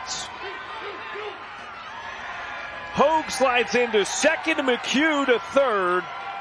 And the Wolfpack has it cooking on offense. This ball is touched. Great swing from Hogue, but you can tell right off the bat, Mijos has got no idea where this baseball is. It's one of those weird nights. It's about 4:45 Eastern time. sun's starting to set right behind us. So it's weird. You're sitting there at home going, well, Jack, you can't blame it on the sun. His glasses are on top of his head. But it's not really that. It's almost the glare off of the top of the roof here at VyStar Stadium. And again, he's in a weird spot where hey, that's an out. That ball's touched up. As an outfielder, your top first step always back. But an error to end the outing of Eickhoff, and you're right, the Pack got something brewing. 2 in scoring position for, once the new arm gets warm, Drew Lanphier.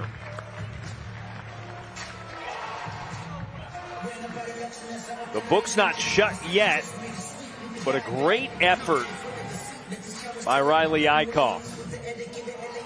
Kind of what doesn't go unnoticed. It's a little bit of a, you call him a frustration foul in hoops, but a frustration error in the fact that, hey, you let the ball drop, but by not hitting your cutoff, if you're Mijos, not only do you not get the runner at third, but Hogue with a heady play to make sure he's standing on second base with the high throw.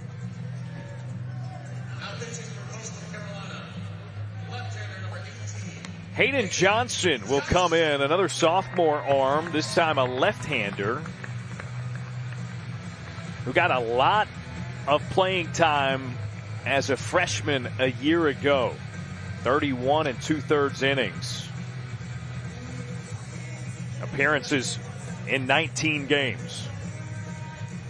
He went from being a guy that early in the season, because you see the frame, this is lefty-lefty, whippy arm action, big kid, 6'4", 210, getting down the hill, heavy fastball. He's a nightmare for lefties. And then he became a guy that could eat up some innings in the heart of that lineup.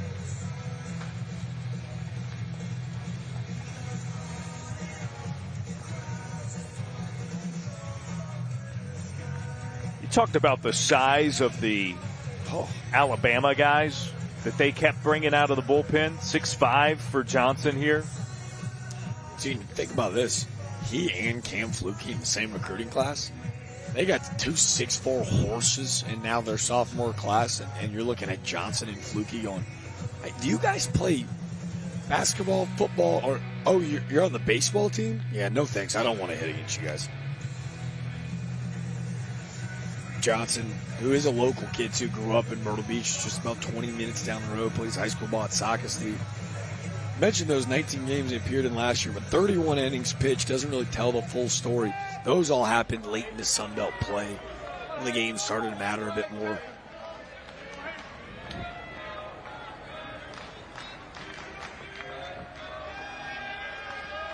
First pitch to Lanphier. Big swing. Challenged him up in the zone, on top of it rather.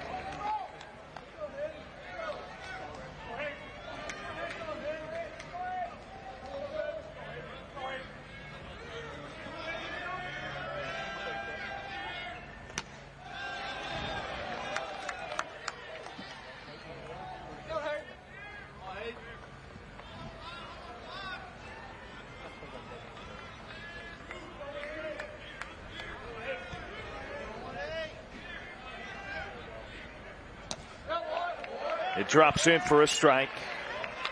Lanphier with a 1-2. Nice breaking ball.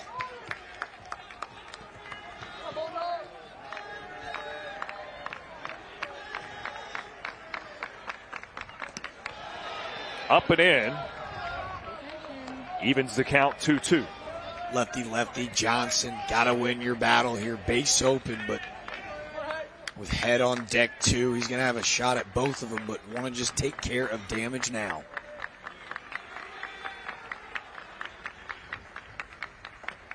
Lanphier came around just enough to strike out, and it strands runners, both of them in scoring position.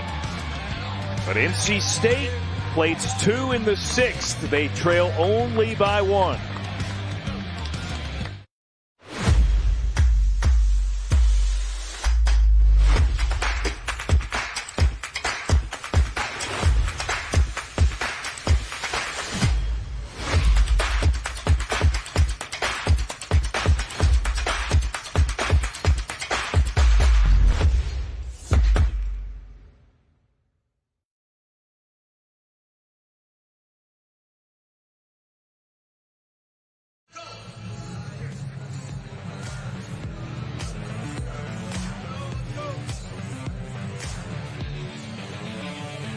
It's Dizzy Bat Race time. Game 6 of 6 here at the Jacks Classic. All right, no way those guys spun around the required number of times. I'm not buying it. Looks like Big Bro got Little Bro. I'm cool with the sibling rivalry, but I think we got to up 5 spins to 10, gentlemen. That was, I mean, they look. If you want to do a true race, just a foot race, then just do that. But come on, we got to honor the Dizzy Bat Race. Okay, there's integrity to the sport. 1-run game between Coastal Carolina and NC State in our Jacks Classic finale.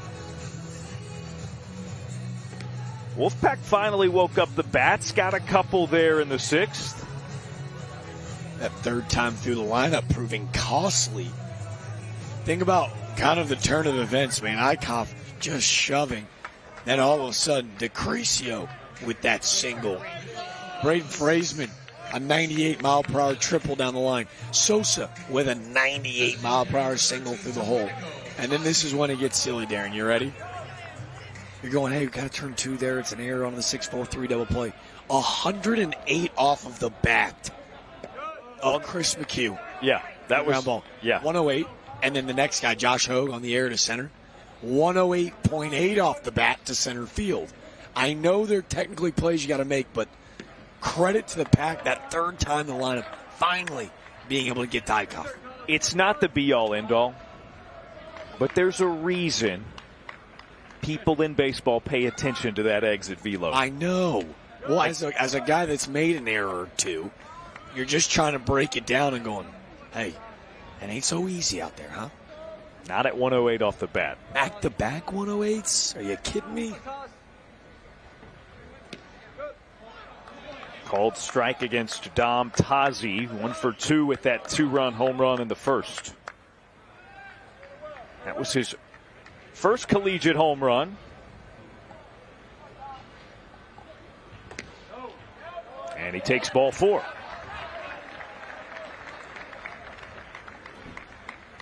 Leadoff batter is on for the second time today for the Chants. Now batting for Coastal Carolina, first baseman number 16, Kobe Fonda. Both of these teams with some new pieces that have to get more comfortable in the lineup. Tazi feels like he's going to be a big part of the Chants offense. Thorndike lays down a bunt, chance to run it out, and he does. A slight collision as the throw was toward the outside of the bag, and Chris McHugh does not look well. No, man, this is exactly that play we talked about yesterday with the implementation of that second bag. First and foremost, get a little change up, and how about the big fella, Colby Thorndike, trucking it down the line, a perfectly placed bunt, but this throw is going to draw Chris McHugh up the line, and it's a play that just really scares the bejesus out of me, man. You can see that shoulder, McHugh, big, strong dude, collision with another big, strong dude, and man, it just, I'm hoping it almost knocks the wind out of him, but as someone who's had some shoulder pain before, it just pinches him, and that's a really scary sight to see for Wolfpack Nation.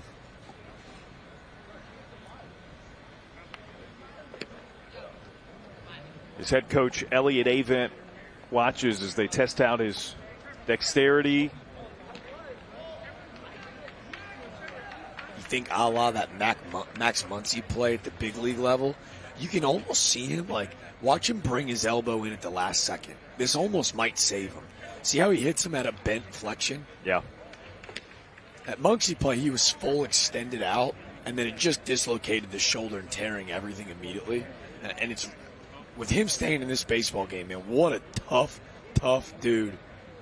But bringing that elbow in there at the very last second almost maybe hopefully saves him.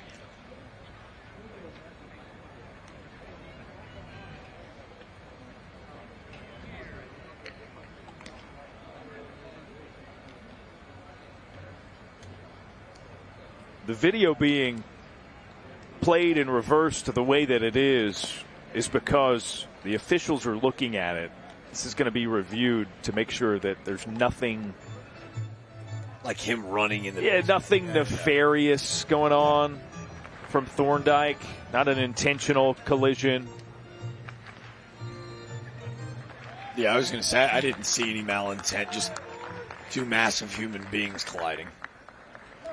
And again, even with the second bag, incidental contact. You're going to have it.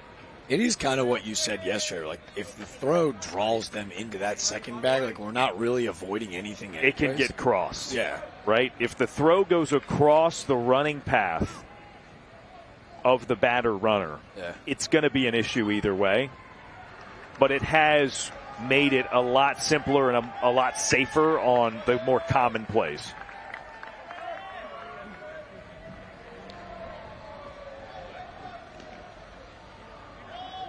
And Elliott Avent with a slow walk out to the mound toward Ryan Marone.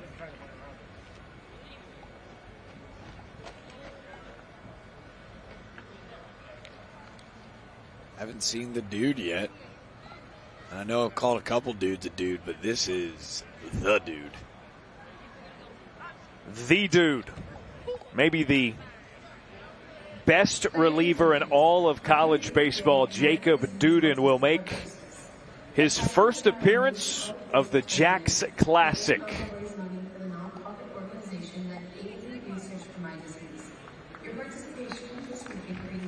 A fine effort by Ryan Marone, though.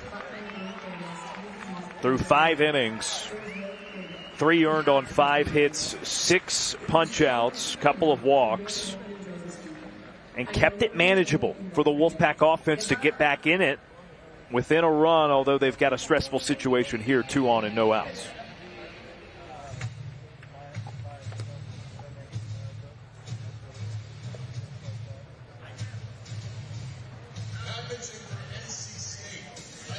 Duden got to see multiple times last season.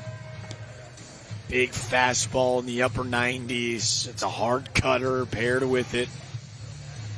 He was a part of that kind of chaotic finish against Liberty. Very rare to his performances, but seeing him on multiple times late into ACC play, can't go understated. Like, well, first off, physically, that looked like a freshman to anybody at home? Nope, didn't think so. I answer for you. But mentally, right, to be able to throw in the back end of games in regional, super regional, and Omaha environments, I think the world of college baseball grew to know and love the dude. And that super against UGA and Athens, Foley Field, all of a sudden starts to become one of the more hostile environments with the fraternity houses out and right. And a young freshman toes the rubber and mows down the likes of a Golden Spikes winner and one of the hottest offenses in the country to help the Pack get back to Omaha. Like we said earlier, cliche as it gets, man, hey, the future's so bright for this kid at the professional level, but the future is now, man. College baseball has grown, and this is one of its brightest stars. First-team freshman All-American last year, made the ACC All-Freshman team, obviously. Pitched for Team USA and the Collegiate National Team over the summer.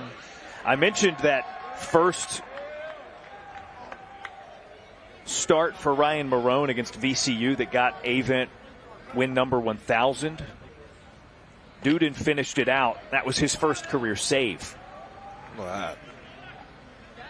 Marone, Duden, Avent. Someone keep that baseball. It'd be worth something one day. It just goes to show, again, the youth of this team. It's not lottery tickets for 1 year. Whatever they do this year, which should be pretty good. Feels like house money. You just expect that most of the pieces are going to be there next year, too.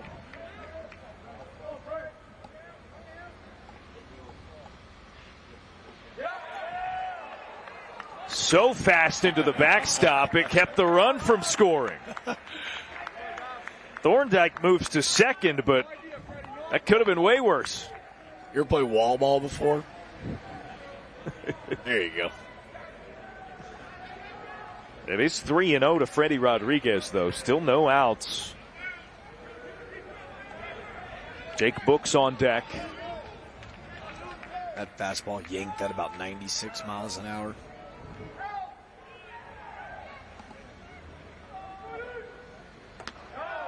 Up and in, ball 4. So the first 4 pitches of Duden's outing outside the strike zone. You can tell by the stuff that it's probably no surprise that it's not like he was getting roughed up against Liberty. It was the inability to fill up the zone, the free passes. With the base open, it doesn't necessarily kill him right now, but those were 4 quick ones, and it's going to usher a quick mound visit and a mechanical fix of stay within yourself. Don't overthrow. And just settle down, big fella. Note that it's Clint Chrysler, the team's pitching coach now, rather than Elliott Avent.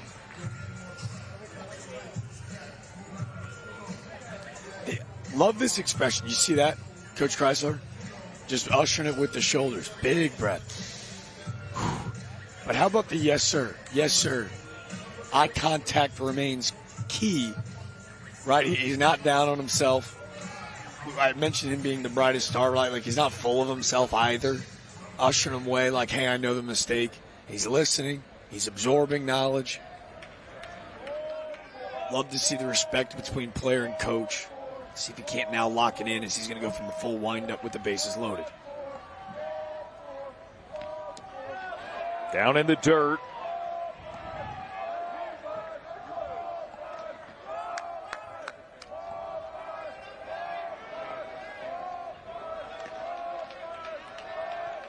This inning has gone for Coastal Carolina. Walk, bunt, single, walk. Bases are loaded. Another one too low. Another one stopped by Lanphier. The sinker slider. And how about Lanphier? Just a wall back there. I get that Jake Books is probably sitting dead red fastball, but I'm letting that fastball play in the zone. 7th pitch for Duden. 7th consecutive ball thrown. He's a big, long, wiry kid, and it just looks like there's a little bit of mistiming right now. Like that lower half is landing before his arm is breaking. And there's the first strike he's thrown. Teal Nation wasn't going to acknowledge it, given their best Bluebell Park impersonation with the Ball 7 chant. See if the pressure kind of alleviates and Dude can lock back in. Ball 4, it walks in a run and extends the Chanticleer's lead to 2. To your point about the need to locate and the presence of the stuff, he's thrown very few pitches. Jacob Duden has already registered the 3 hardest thrown pitches in this game. Up to 96 on those last 2 fastballs, but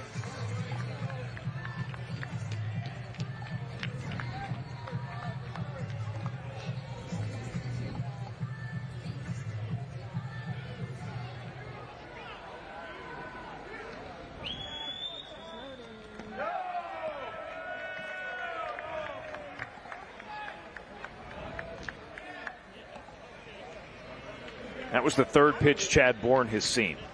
It's his 3rd plate appearance. First time he's going to see a 2nd one. And he looks at a strike from Duden. Felt like a good business decision.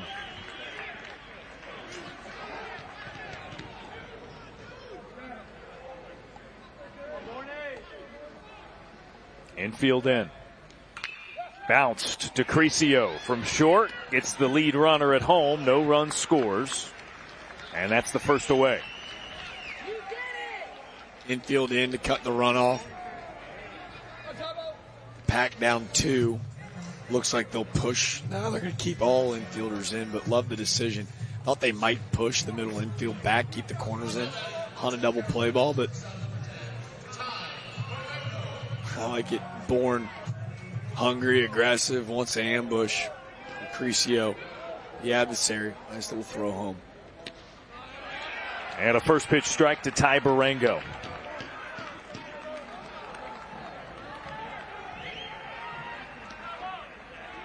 That last one grooved in 97.5 miles per hour by Duden. Oh, changes things up. Gets a swing and miss. Uh-oh. The beast unleashed.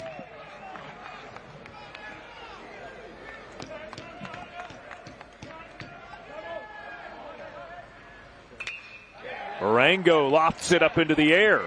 Head ranging, makes the grab in center field. It's plenty deep to drive in another run on a sacrifice fly. Scary, scary, scary for NC State. Ty Head starting to feel how Dean Mijos felt out there. You see him with the hands, got no idea where that baseball is. That sun kind of appears out. Oh, no. They tagged him up. The ruling is that Freddie Rodriguez took off too early. Oh, no, Jake Books took off too early behind Rodriguez, who came in to score. On the double lead here, it looks like our umpires are going to try to challenge. We saw this exact same situation a day ago. Rodriguez scores easily, but Books from second to third looks like he may have left a little early. Now, because that's a force out at second base, the run should come off the board. Correct. Looks like they will go. Umpires will delegate and make a decision.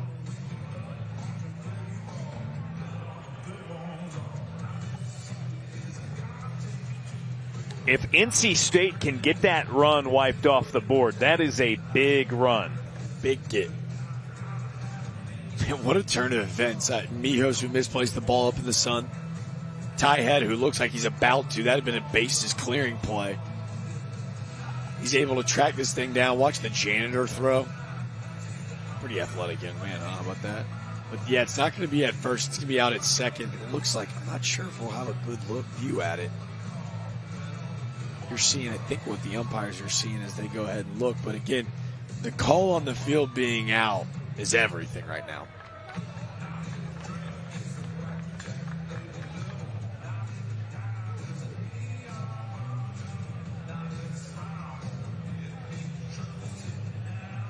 There's not a good angle for this. So, yeah, I think what's happening now is because they didn't have the best angle with, obviously, who can blame it? We got 4 different runners going on, play at third. So I think what's going to happen now is they'll all delegate based off their view. Yeah, so the run does not count. Books is tagged up at second base. And it retires the side. So it remains 5-3 Coastal Carolina.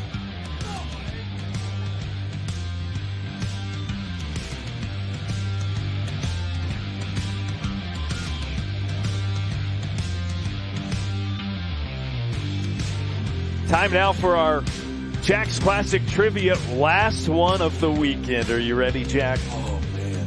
Which NC State baseball player was selected 13th overall in the 2014 MLB Draft? Trey Turner, Carlos Rodon, Jack Buchanan, Eric Surkan.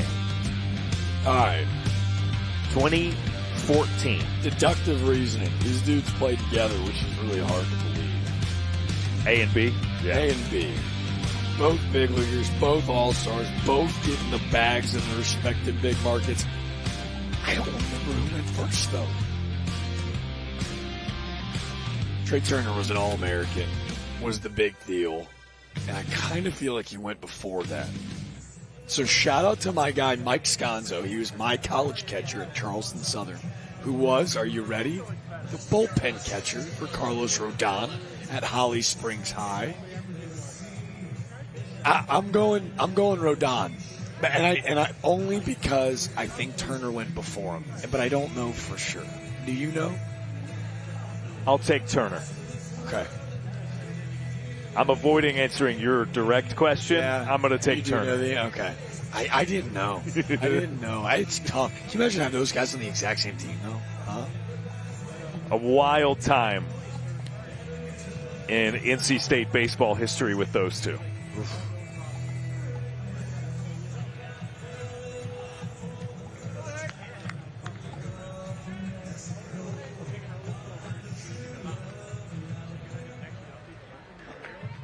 So again, according to the ruling by the umpire, it should be 5-3 Coastal Carolina. However, the scoreboard here in stadium, at least before they wiped it away just now, still read 6-3. Perhaps that's getting adjusted as we speak.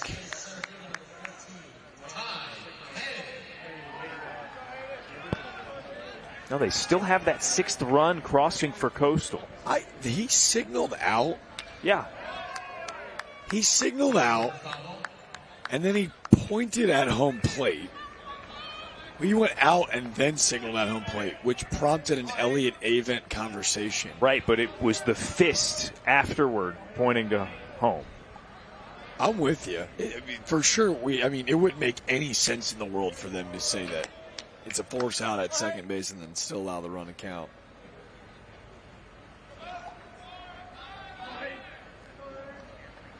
Official scoring still says that, but it also hasn't advanced to this new frame as Ty Head looks at strike 3. You know how these scoring systems go. It's a pain to go back and amend something that way. Especially way after the fact, right? With this spot, though, a great breaking ball, ties up Head just kind of freezes him. He knew it right away.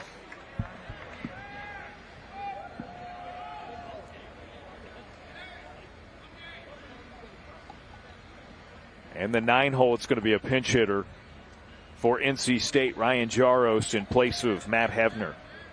Pinch hitting for NC State, right-hander number 10, Ryan Jaros.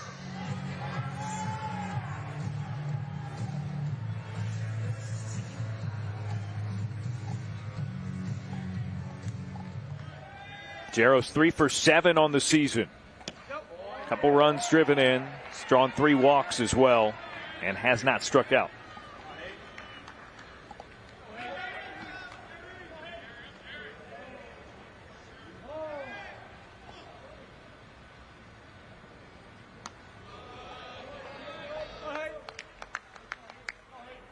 Fastball up to 93 from Johnson, up in the zone to Jaros.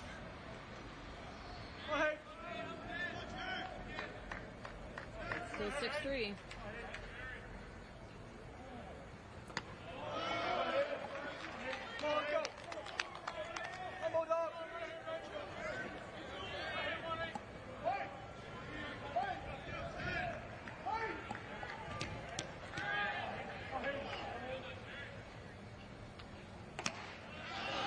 Jaros leaves the bat on his shoulder. It's 3-1. Told you, with Jaros and Hebner platooning over at third, makes for an interesting pinch hit late. Kid's got a ton of pop. Hitting 429 on the year. Great start. Ball 4.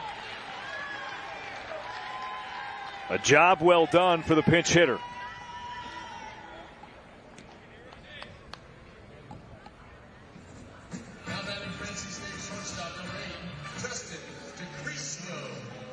And back to the top of the order it goes. Justin DeCrisio, the batter. Caden Bodine out to check on Johnson in between hitters.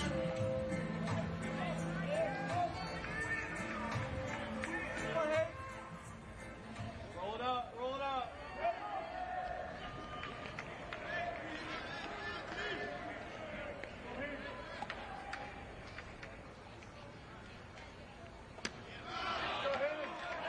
1-0. DeCrisio is 1 for 3. He's reached base twice, the first time via error, and come around to score both times.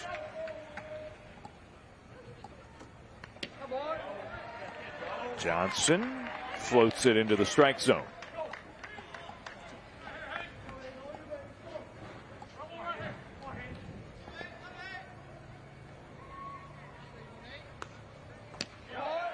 Called strike 2. It's a perfect fastball, a little low in the zone. Big 6'4", man. It feels like it gets on you so fast. Crisio, tough to go down and get it.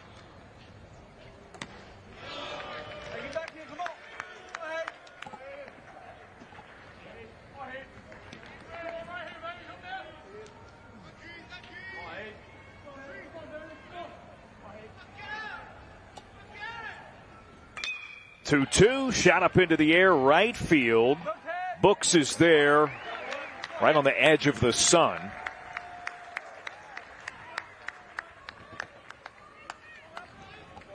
See the raw power to Crescia, though. I mean, literally just throws this bat head at it. Sends Books back to almost the warning track out there in short right.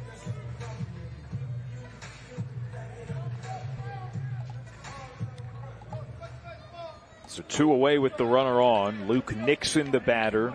Strikeouts his last 2 times up. RBI double, though, in the first.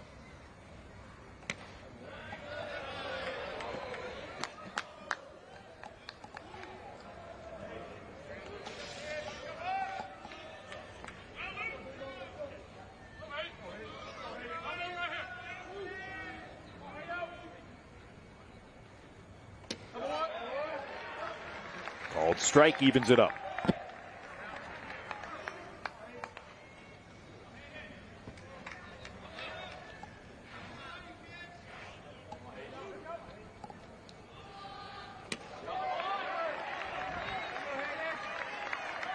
Two strikes on Nixon. It's a tough matchup for lefties. If you're Nixon, it's got to be a similar approach, trying to hit the ball the other way. Swipes a swing at it desperately, and it's strike 3. And Johnson strands the base runner for NC State. Coastal Carolina remains ahead. The heater, too much for Luke Nixon to handle. It's his 3rd strikeout.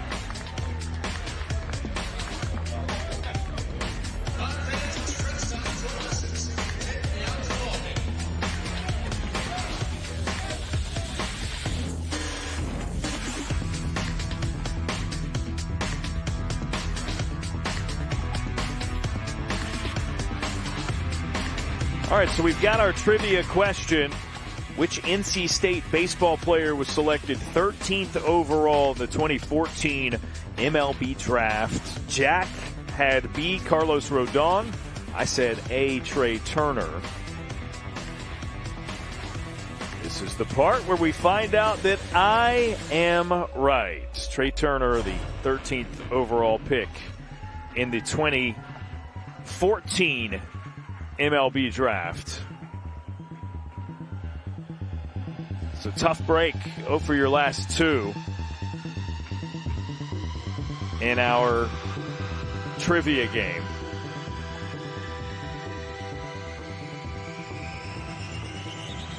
Carlos Rodon, 3rd overall in that draft.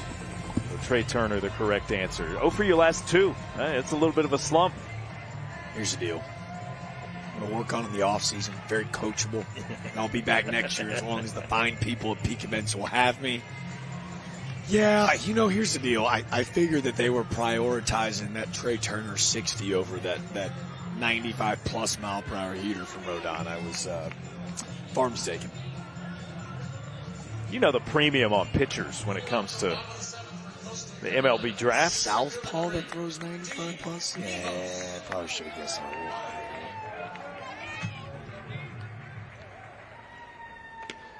3rd overall. That's big time. Doesn't suck. That signing bonus was a bummer. Top of the order, Dean Mijos on for Coastal Carolina. Duden. A couple tosses, so 1-1 count. Mijos batting .588 when he leads off an inning this season. That will tick up. And he turns for second. It's a stand-up double to lead off the frame for Dean Mijos, who has led off the side all 4 times he's been up today. How beautiful timing was this? We told you I love that big leg kick. His timing on Duden. He's going to be ready on the heater. Gets it down early on a slider, but because when that foot comes down, dude, the hands are still stacked. And when they stay back, you still got a fighting shot, man.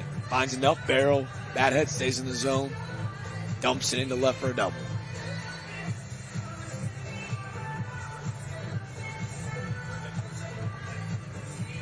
Clint Chrysler and his star reliever Jacob Duden having a conversation now. You get the switch hitter Bodine, and then Barthol and Thorndike.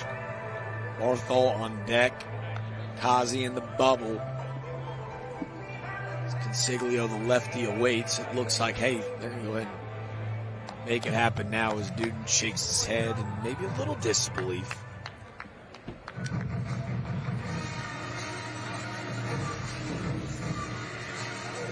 So they're going to take their chances with a right-handed hitting appearance for Caden Bodine. The side of the plate from which he is 0 for 3 so far.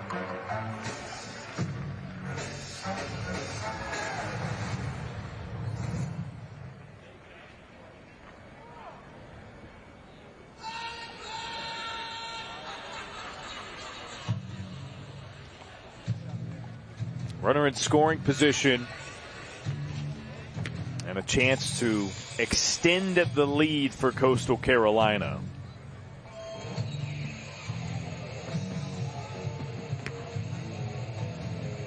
Another one of those super sophomores, Cooper Consiglio, 6 foot, 195-pound sophomore, man.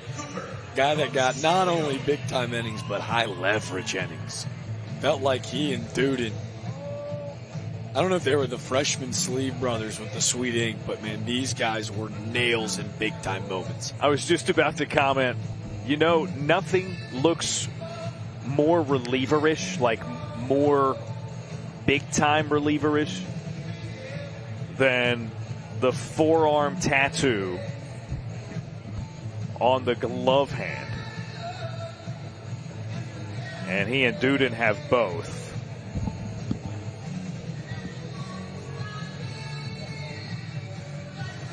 So Consiglio is going to get Bodine with no outs. Barthol to follow, Tazi afterward. Darren, I want to go back. Our guy, our official scorer, John, who is the man, he has just given us kind of word. Went and hunted down for some answers in between innings because we thought and assumed what would have been correctly, because we thought it was going to be a force out at second base.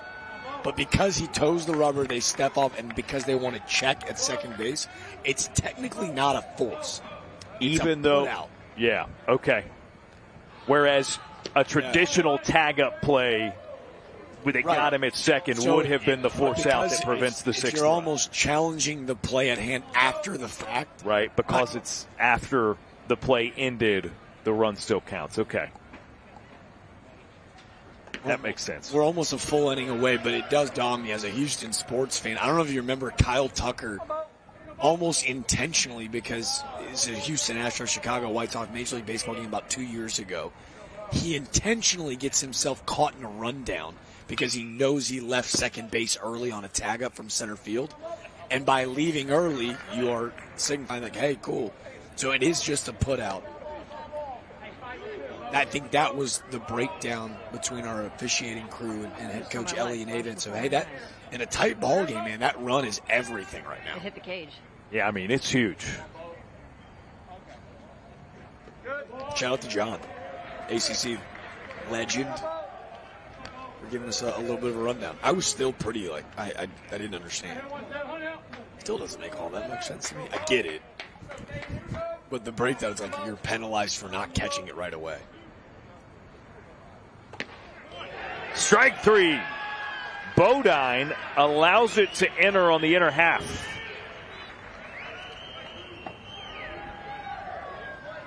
The move to Consiglio, at least for that batter, works out nicely.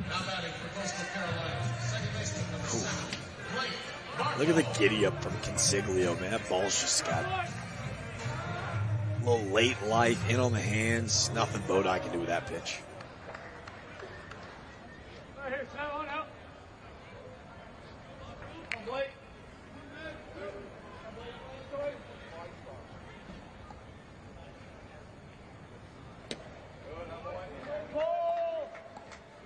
One and 0 to Barthol. He's 1 for 2, an RBI single to his credit today. With Mijos on second, a chance potentially to drive in another. But he takes outside 2-0. Consiglio kind of was utilizing a couple different roles, made 15 appearances, 5 of which starts. Second on the team, first among freshmen with those 5 W's. 4.9 ERA over 41 innings. We talked about the inflated ERAs just because hitting so prevalent around the country. Don't compare that to the numbers you see at the big league level, especially in limited innings. This dude is as good as advertised. I saw him strike out 7 in a career high 3 2/3 against Wake. Think about that Wake offense from a year ago. Kurtz, Seaver King, Merrick Houston, who's setting the world on fire right now. Jack Winay had 20 pumps last year. Winay was so good.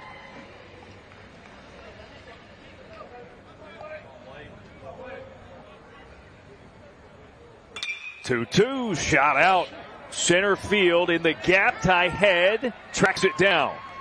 The throw to third. Mijos is in there, assuming he left on time from second base. We have seen that a couple times this weekend. What, a pair of times? Both ironically to third base, too. Yeah. Never a doubt, though, with these umpires working this tournament. They've been great. On top of every call, anytime we go back and review, it's like, oh, yep, close, but they got it right. As we're in mid-season form, it's week number 2. We see you, gentlemen.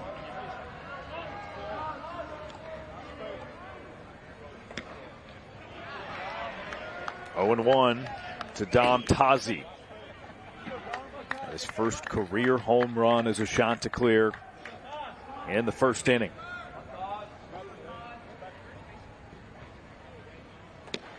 What's your first collegiate home run coming backside in a professional ballpark? Yeah, that's pretty cool. Are we going to be able to find that baseball? I think one of our guys on the construction team already ran away with it. Now we're talking.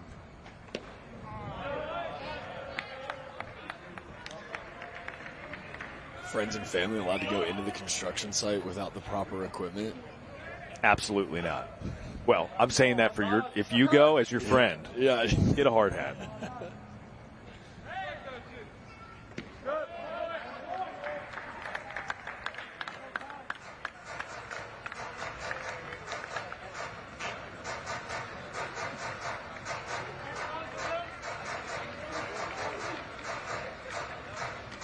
Three and one to Tazi.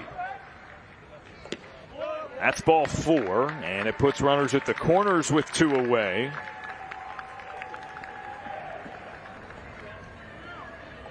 Good day at the plate for Tazi. Back-to-back walks, scored just an inning ago.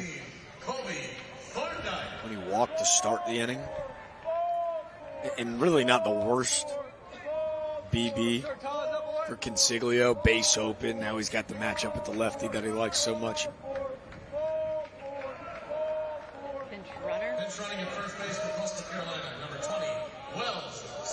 Wells Sykes pinch running at first. In place of Tazi in the DH spot. 1-0 to Colby Thorndike, who is 1 for 3, excuse me. He was 0 for 2 with 2 strikeouts prior to the bunt single. On that play, we got worried for McHugh at first base on the collision. Tips it foul.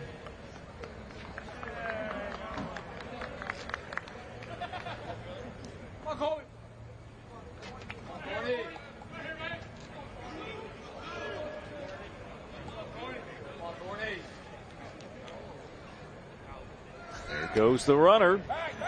And Sykes is up easy. Well, now he's at second. Now we're talking. Making use of that pinch run.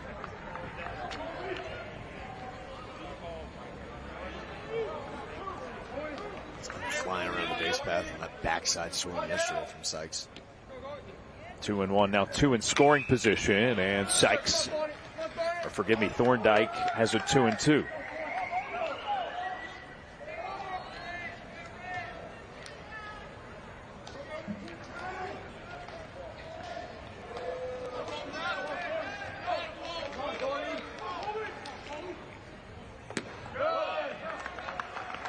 Full count.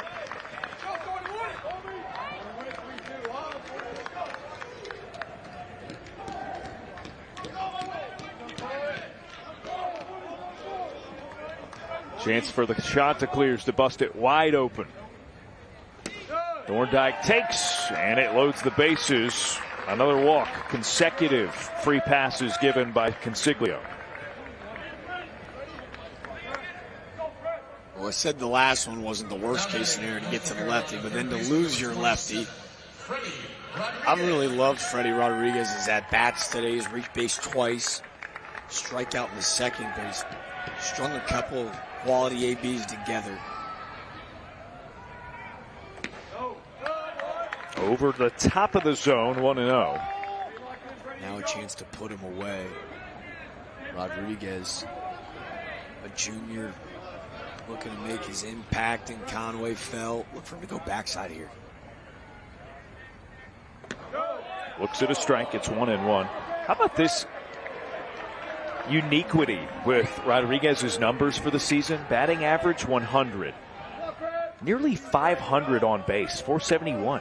Yeah, he 6 walks, 4 strikeouts. It's a great approach at the plate. Out in front, swing and a miss, makes it 1-2. The changeup is filthy.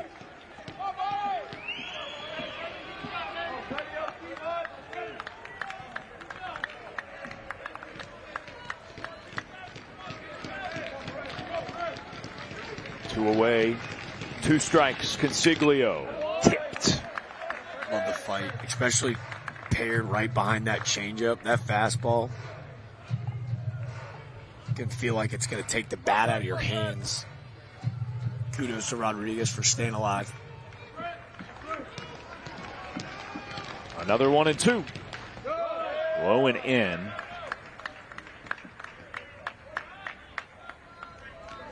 Even if it's not a walk for Rodriguez, he reached on error earlier in the game. Feels like there's been plenty of those for him this season. The average number is very deceiving with him. He can cause problems for a defense. And this is what he does, right? Like only 8 official at-bats. So the average isn't like, it's Fugazi right now, right?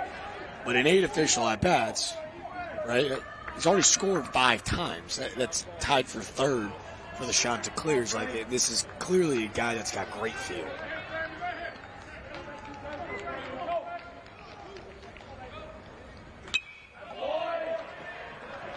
And just for reference, you're looking at numbers coming into today. So he scored 2 more runs. Yeah, excuse me. With 2 more official ABs. I forgot to count the 6th run. Still all backwards. Yeah. Shuffles out of the way. Full count. This will be pitch number 9 to Freddie Rodriguez with 2 away and the bases loaded.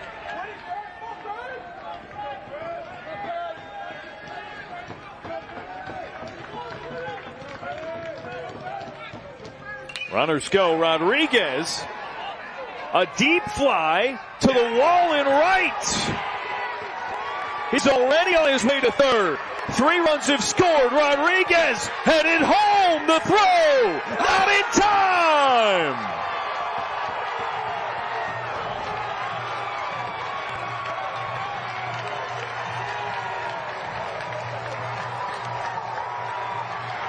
The Jacks Classic was missing everything. Freddie Rodriguez gives the whole booth goosebumps.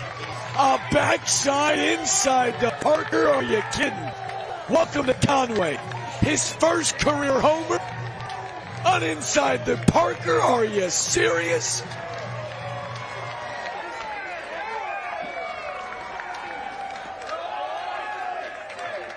+4 for the Chanticleers. It is 10-3.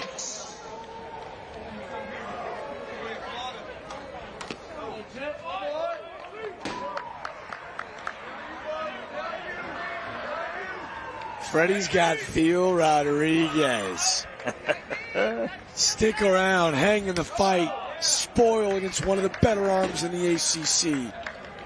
I've got to spoil it with some bad news, I'm afraid. Oh, no. bobbled. It was bobbled on the pickup. It's ruled a triple with a fielding error. I have a problem with that.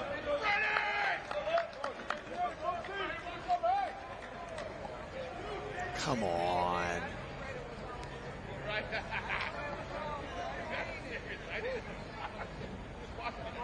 I feel unsettled now. That was about the last thing we were missing. That's it. Literally all we needed. If you were playing baseball bingo, we got all the crazy ones. Well, in my heart, it's an inside the Parker.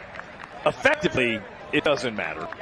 Yes, I'm saying effectively in terms of effectively. I want the Rodriguez family to effectively be able to tell everyone and accurately. Well, you know what? Freddie's going to be able to take that highlight and hear us screaming inside the park. Did you yell it, or was it just me? You waited, didn't you? Right. There was no official scoring. Shut up. That's 101 up here, buddy. Come on. Oh, dude, I'm a highlight reel waiting to happen. Book it, clip it, we in it. I wasn't thinking the bobble on the pickup because Nixon, when he goes to turn on the cut, doesn't bobble. He just is kind of caught sleeping. And there's so much happening coming off that wall out and right. Yeah. It was the failure to grip it cleanly. That didn't make a difference. You got to have the guts to send them. It's Chad Oxendine, third base coach for Coastal Carolina. Oh, he was green light the whole way. Oh, it was electric. I'm going to have to go buy somebody dinner so we can have that ruling overturned. What's it going to take? The tropical smoothie yesterday, that was pretty killer. I'll buy a beverage on the house if we can get Freddie Rodriguez's first CCU homer to be an inside the park variety. There are tons of cool memorabilia, and they're auctioning off autographed baseballs from the teams playing this weekend. Check it out. Carson Kelly takes the bump in place of Consiglio for the Wolfpack. And suddenly, this thing has just gotten away from NC State. They are headed steadfastly toward their fourth consecutive loss.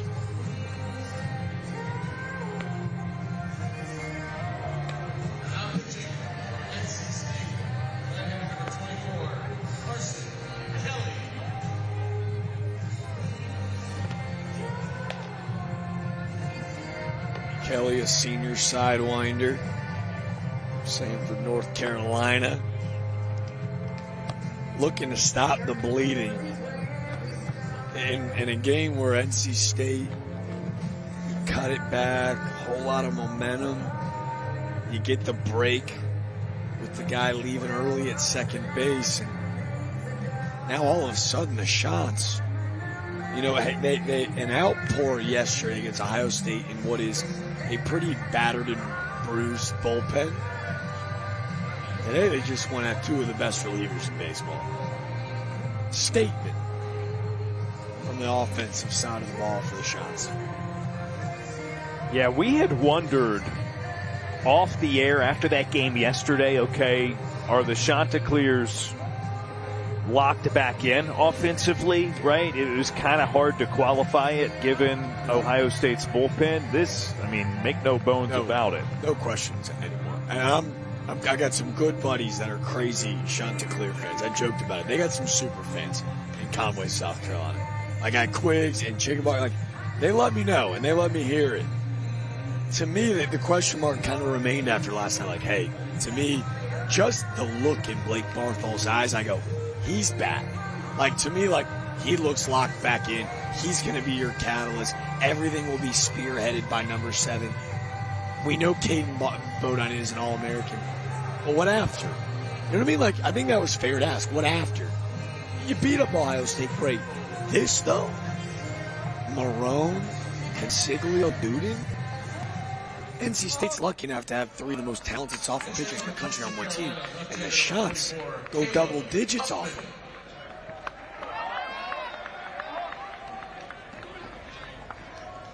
Pinch hitter Caleb Huffman from the left-handed side.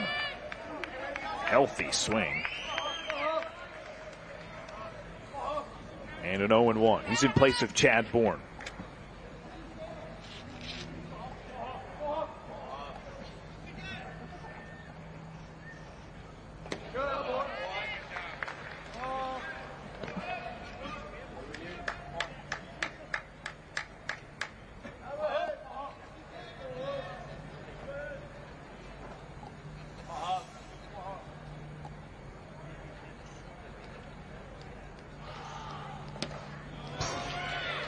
Dude, Huffman is trying to hit it through the uprights at Everbank Stadium right now. Good Lord. It has hurt my back just watching the swing. A couple of guys here this weekend. They know their role. They know what they're about.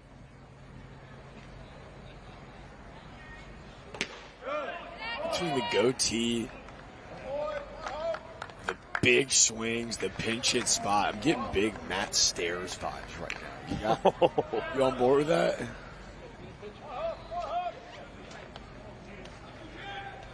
Yeah. No, I think I'm down with that. Yeah. The stance, pre-pitch, lay the bat back. Stairs a pro's pro. Long big league career. Dude, I mean, one of the all-time postseason homers and a true all-time pinch hitter. Like, you're right. They brought him in to just take daddy hacks. I mean, we are trying to do damage right now, Mr. Huffman. Oh. Almost got it to the opposite field. Foul ball keeps his full count. Both these coaches playing chess, not checkers. State going to the sidewinder. Coastal immediately going to the bench. And bringing on the lefty. A tough matchup for Kelly. Spent all 3 seasons as a Wolfpack member. Runner goes. Huffman hacks and can't connect. And it retires the side.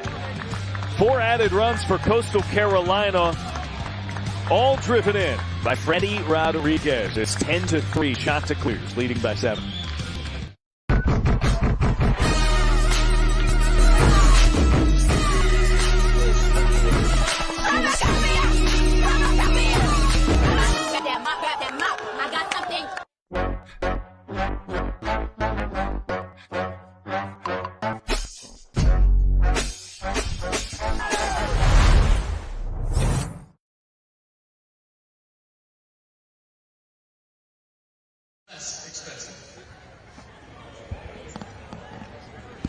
Expensive. 7-run lead for Coastal Carolina through 7 innings of play in our Jack's Classic finale.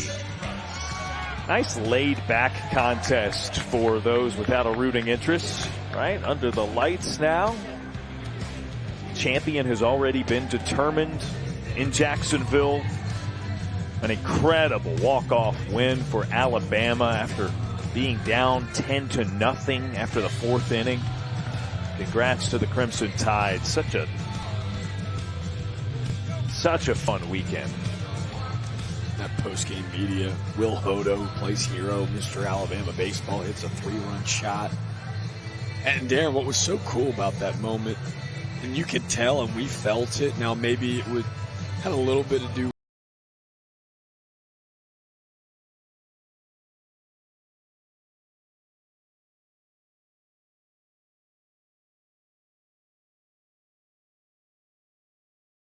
sentiment of, oh, we're never not in a fight.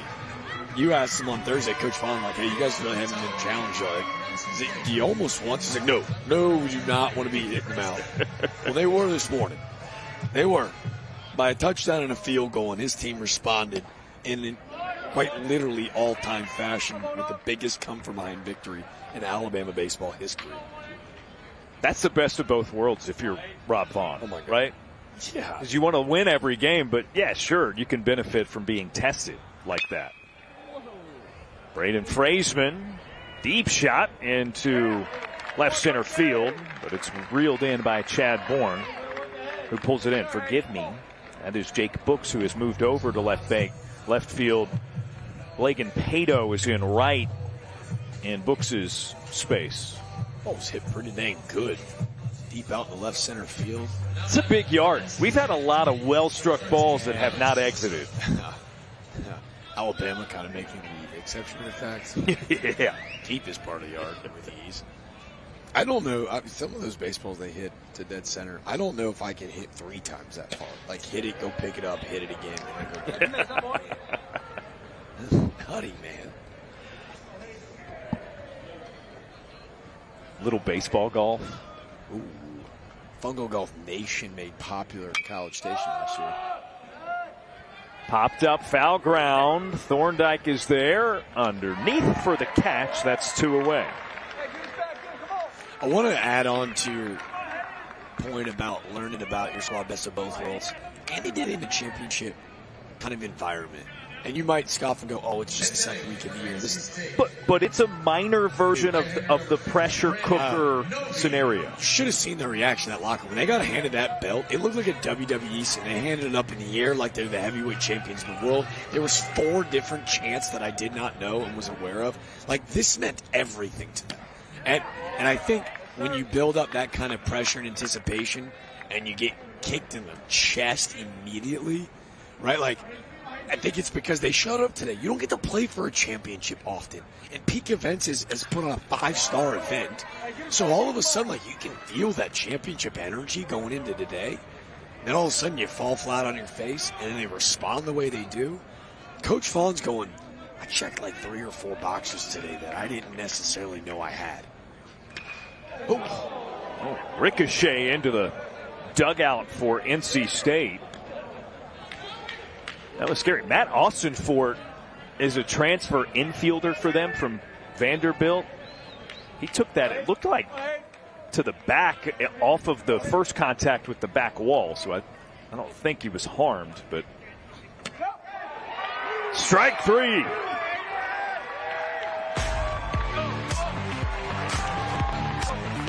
Taken by the pinch hitter, Brandon Novy, and it retires the side. Wolfpack goes in order in the 8th, trailing 7. Hi, I'm Bob, or Breakfast on a Bun. I answer to both. My brother, Bob Ranchero. Hey, he's always been the wild one. Howdy! We're actually twins. Same signature sausage, fresh egg, and melty cheese. But that picante salsa and pickled jalapenos, it changes you. We're still close. He does call me regular Bob, though, which is a little hurtful. Hey, baseball fans, visit the Kendra Scott booth to shop and get game day ready this weekend. To the bottom of the 8th here in Jacksonville. Coastal Carolina back to the plate, leading by 7. One more opportunity to add a run or 2 before they try to stop NC State in the top of the 9th and polish off their second victory of the weekend here in Jacksonville.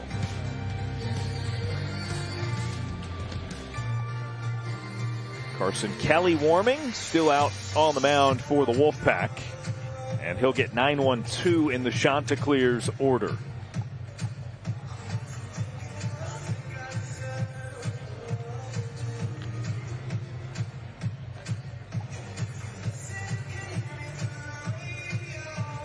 All right, Jack, as we look to close the book here in the next couple of sides of play, give me a sampling of your favorite things about the Jacks Classic.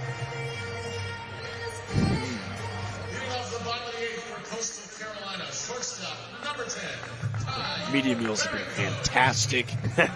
I like the lit up Jaguar at nighttime and mostly the Jacksonville Jumbo Shrimp logo. But if I had to pick a couple baseball moments, I'll take your home run robbery call. I'll take the walk-off from Hodo. And I'll go the Bussy diving play. All from the same game, but in any given season, those were moments I'd remember, and they all happened to happen in the same hour. That's a pretty good list. Right? In no order. Pretty good list.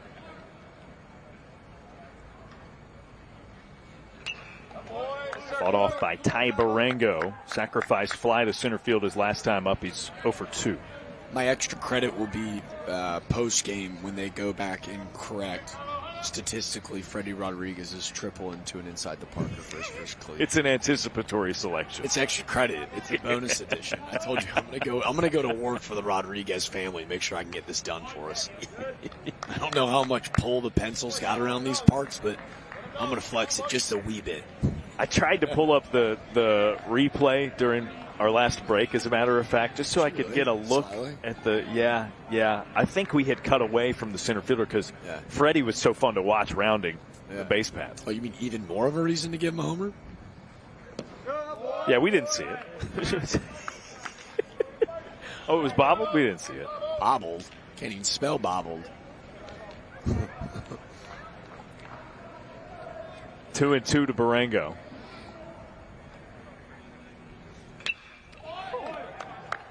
We will see another. All kidding aside, too, getting to meet and hang out and cultivate some relationships with the incredible people of college baseball. Peak Events have put on one master class of a venue. They are truly revolutionary in helping kind of separate themselves from the crowd in this college baseball landscape.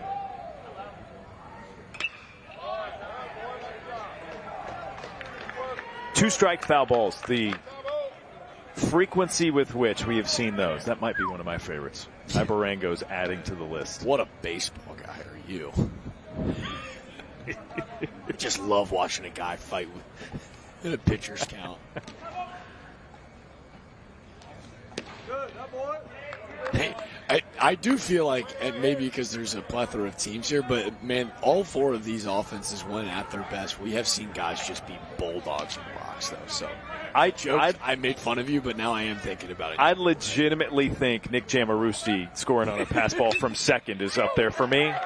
And Barango shoots it up the middle for a base knock on the 9th pitch of the AB. Well, he's got a really good one. Ty does. How about you ask me my favorite moments as we take another look at this sweet Barango single. I want your 3 favorite names that you've announced this weekend. Oh. Yeah. You just brought up one of them. Yeah, Nick Jamarusti's for sure in there. Yeah. Another center fielder, Richie Bonamolo Jr. That's pretty good. Good one, too. See, now that I'm down to just one slot. Oh, wow. Dean Mijos gets the bunt to Kelly, who throws over to first. And the sacrifice successfully moves Barango into scoring position. All right, I'm going to have to think about favorite name number 3. Put you on the spot. Yeah, it's fine. Doesn't sound so fine. It will be fine. Okay.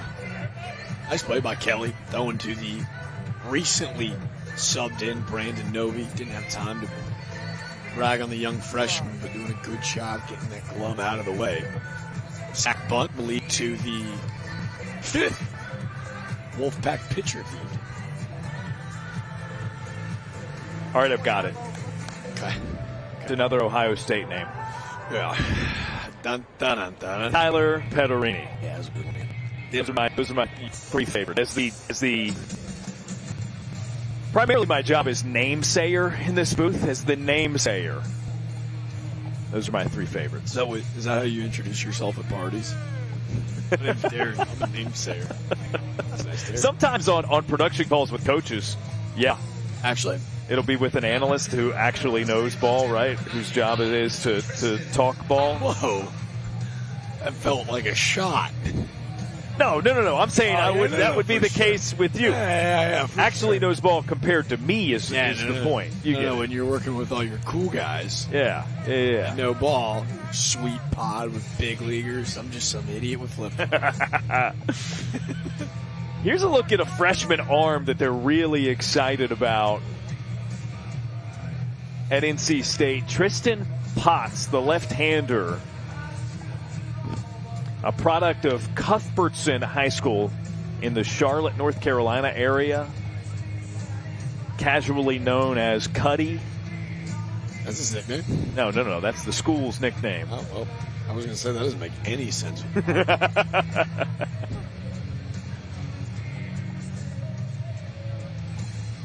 Where do they find these guys? 6'2", 220, man.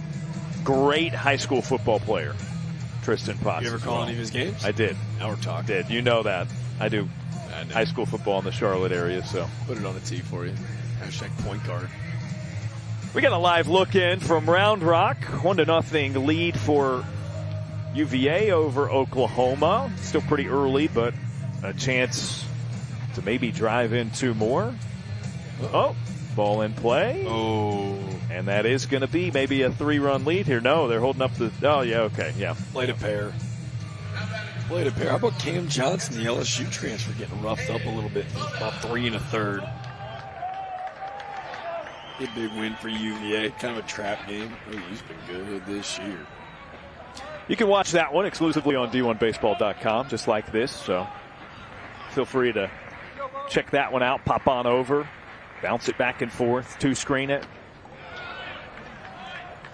However you get it, just, get it. Get it, you got it. He got a nasty breaking ball, huh? I knew it was fastball curveball, but that is a true 12-6 breaking ball. That was filthy. That one just ducked from the bat head of Bodine. I think broke, don't fix it. 2 of them breaks off the bender. Wow. I don't hate that offensive timeout from Bodine either. You're like, yo, y'all got this freshman? Really? What position you play on the gridiron? Pass catcher, I think would be the way to put it, tight end. I see a name catcher. Name sayer, pass catcher. All right. See where we're going. Strike 3. He just went with that one 3 times in a row on Caden Bodine. That was disgusting. That did not look like fun. I don't mind telling you. 3rd strikeout of the evening. Caden Bodine, not fun plate appearances. It's 0 for 5. You know what we call that at bat? That's the DJ Khaled at bat. One's good twice a night, but 3 of them, another one. Yeah, I thought you'd like that one. It was good. I did my limited T-Pain impression last game. Shocker of the century that it took that long for DJ Khaled to come up. Just, you could have seen them staggered. I did shout out my little brothers for educating me in the hip-hop world, knowing some of the sweet walk-ups here this weekend, likes of the NBA Youngboy. They did put me on to DJ Khaled, and not the music. That was, I felt like, my day in high school, but I guess DJ Khaled is viral on social media. The guy doesn't miss when it comes to one-liners, so I think you can almost do a whole broadcast. Bounced over to first. Foot race. Lost by Blake Barthol. That retires the side. No extra cushion for Coastal Carolina's lead. It is 10-3 headed into the 9th.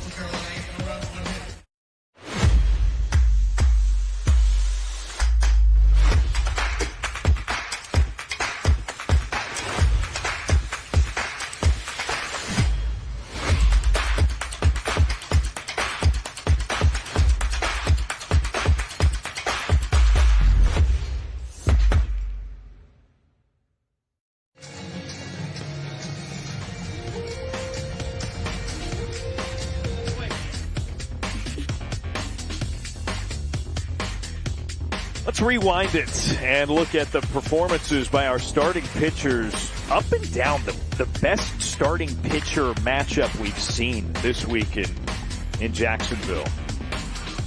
Bar none. It felt like a century ago. But Marone and Eichhoff got things off to such a great start. Marone getting roughed up a little bit at the tail end of that outing, but they were so consistent. They were both in and out of zone.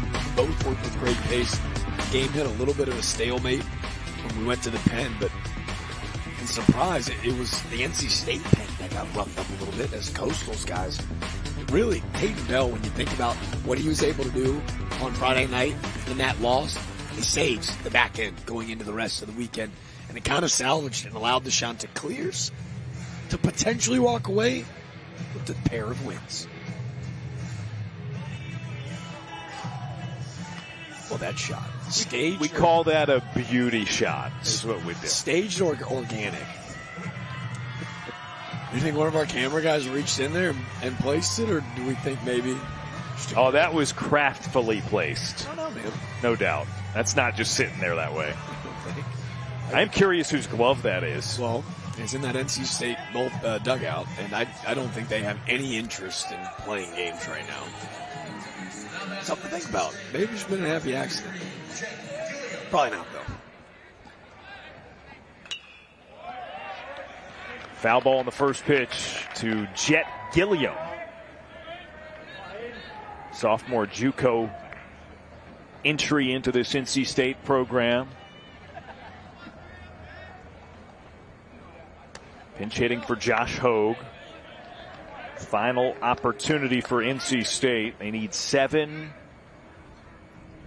to potentially extend this. Of course, in that case, Coastal would have a chance in the home half of the ninth. Gilliam, sky high, shallow right. Pulled in by Sykes, 1 down.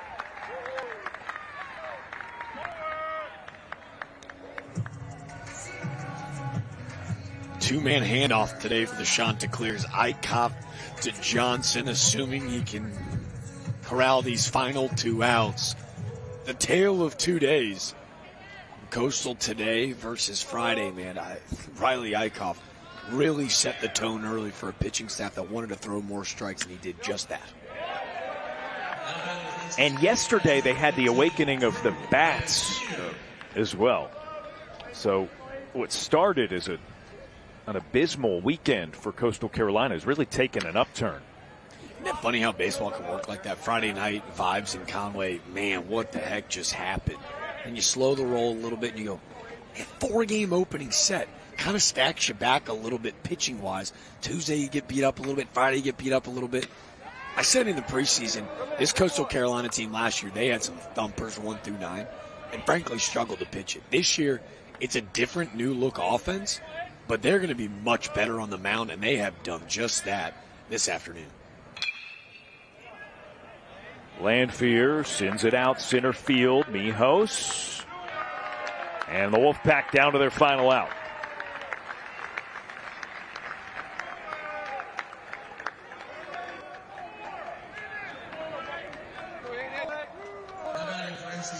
Center fielder number 14, Ty Head. I think 6 games in 3 days hanging out with you. It's up there on my list. Oh. I just realized I got to squeeze in my favorite things before we get off the air here. No. I had found it away. It's been great, man. It's been fun. It's been an all-timer, brother. Conversations with coaches. It gets to the offseason, and you come back to it, and don't get me wrong, I love doing these games. Like, in the moment. Like what we're doing now. I love doing this. But just practices on Thursday, just kind of hanging out, watching BP, being on the field for that. It's just, that's the feel-good stuff, and it's the strong indicator that the season's back. So that's kind of mushy, but well, it's vague, but it also, every single person that's still listening to this game, without question, relates. It's what we miss about being in a dugout, and that is the true honor of, like, being able to take a peek behind the curtain of what makes these programs so special. Like, to see that genuine inside look, I think you're spot on, dude. Ed swings his way into a full count. And the Wolfpack down to their final strike. Coastal Carolina aiming for a 2-1 weekend at the Jacks Classic. Johnson misses the strike zone, and it is a 6-pitch walk.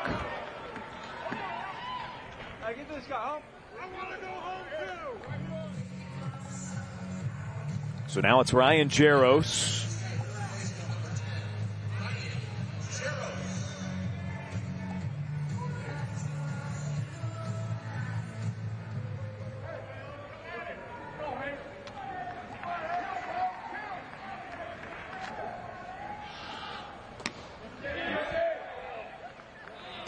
Jaros didn't go 1-0.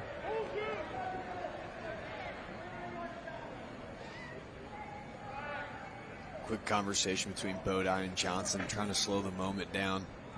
This is his ball game to finish, and at 44 pitches, cannot brag on the sophomore lefty enough, man. 3 innings of work, 4 Ks, 2 punch-outs, 11 batters faced. He's thrown 44 pitches. That's the number, right? We haven't seen that level of efficiency from anyone this weekend.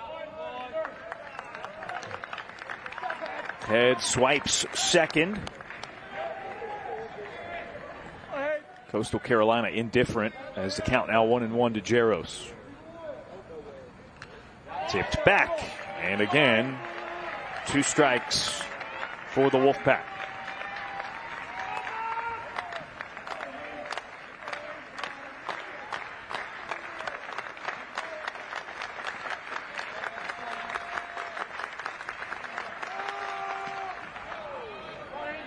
They wanted to juice up the boys a little bit there. He's consistently sat 90 to 91 his entire outing. That one up to 92.7.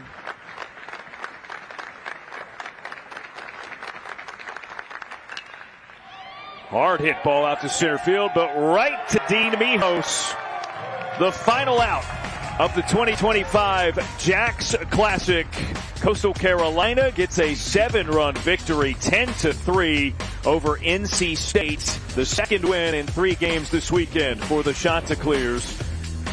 And a clear third-place finish for Coastal Carolina on the weekend. Not a bad showing for the Chants. Eichhoff to Johnson. That's the recipe for success moving forward. Let's see if that type of pitching success will not be contagious moving forward. A couple big-time swings offensively, though. Blake Barthol wakes up.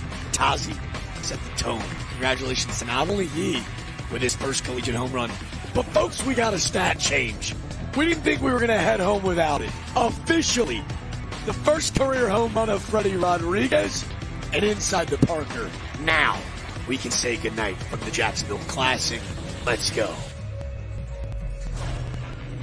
That's good news. Certainly good news. Coastal Carolina 10, NC State 3 in our finale, the 6th of 6 games from the Jacks College Baseball Classic. This has been a blast. We had a fantastic de facto championship game to begin our day. 6 games in 3 days. The peak events way. First class. And we thank you for joining us as we streamed it exclusively on D1Baseball.com.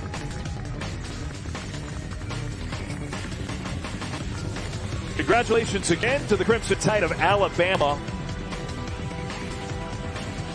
An incredible comeback effort earlier today. Down 10-0 after 4 innings. A walk-off win, 12-10. And a peerless weekend. 3 wins and no losses. They're still undefeated for their season.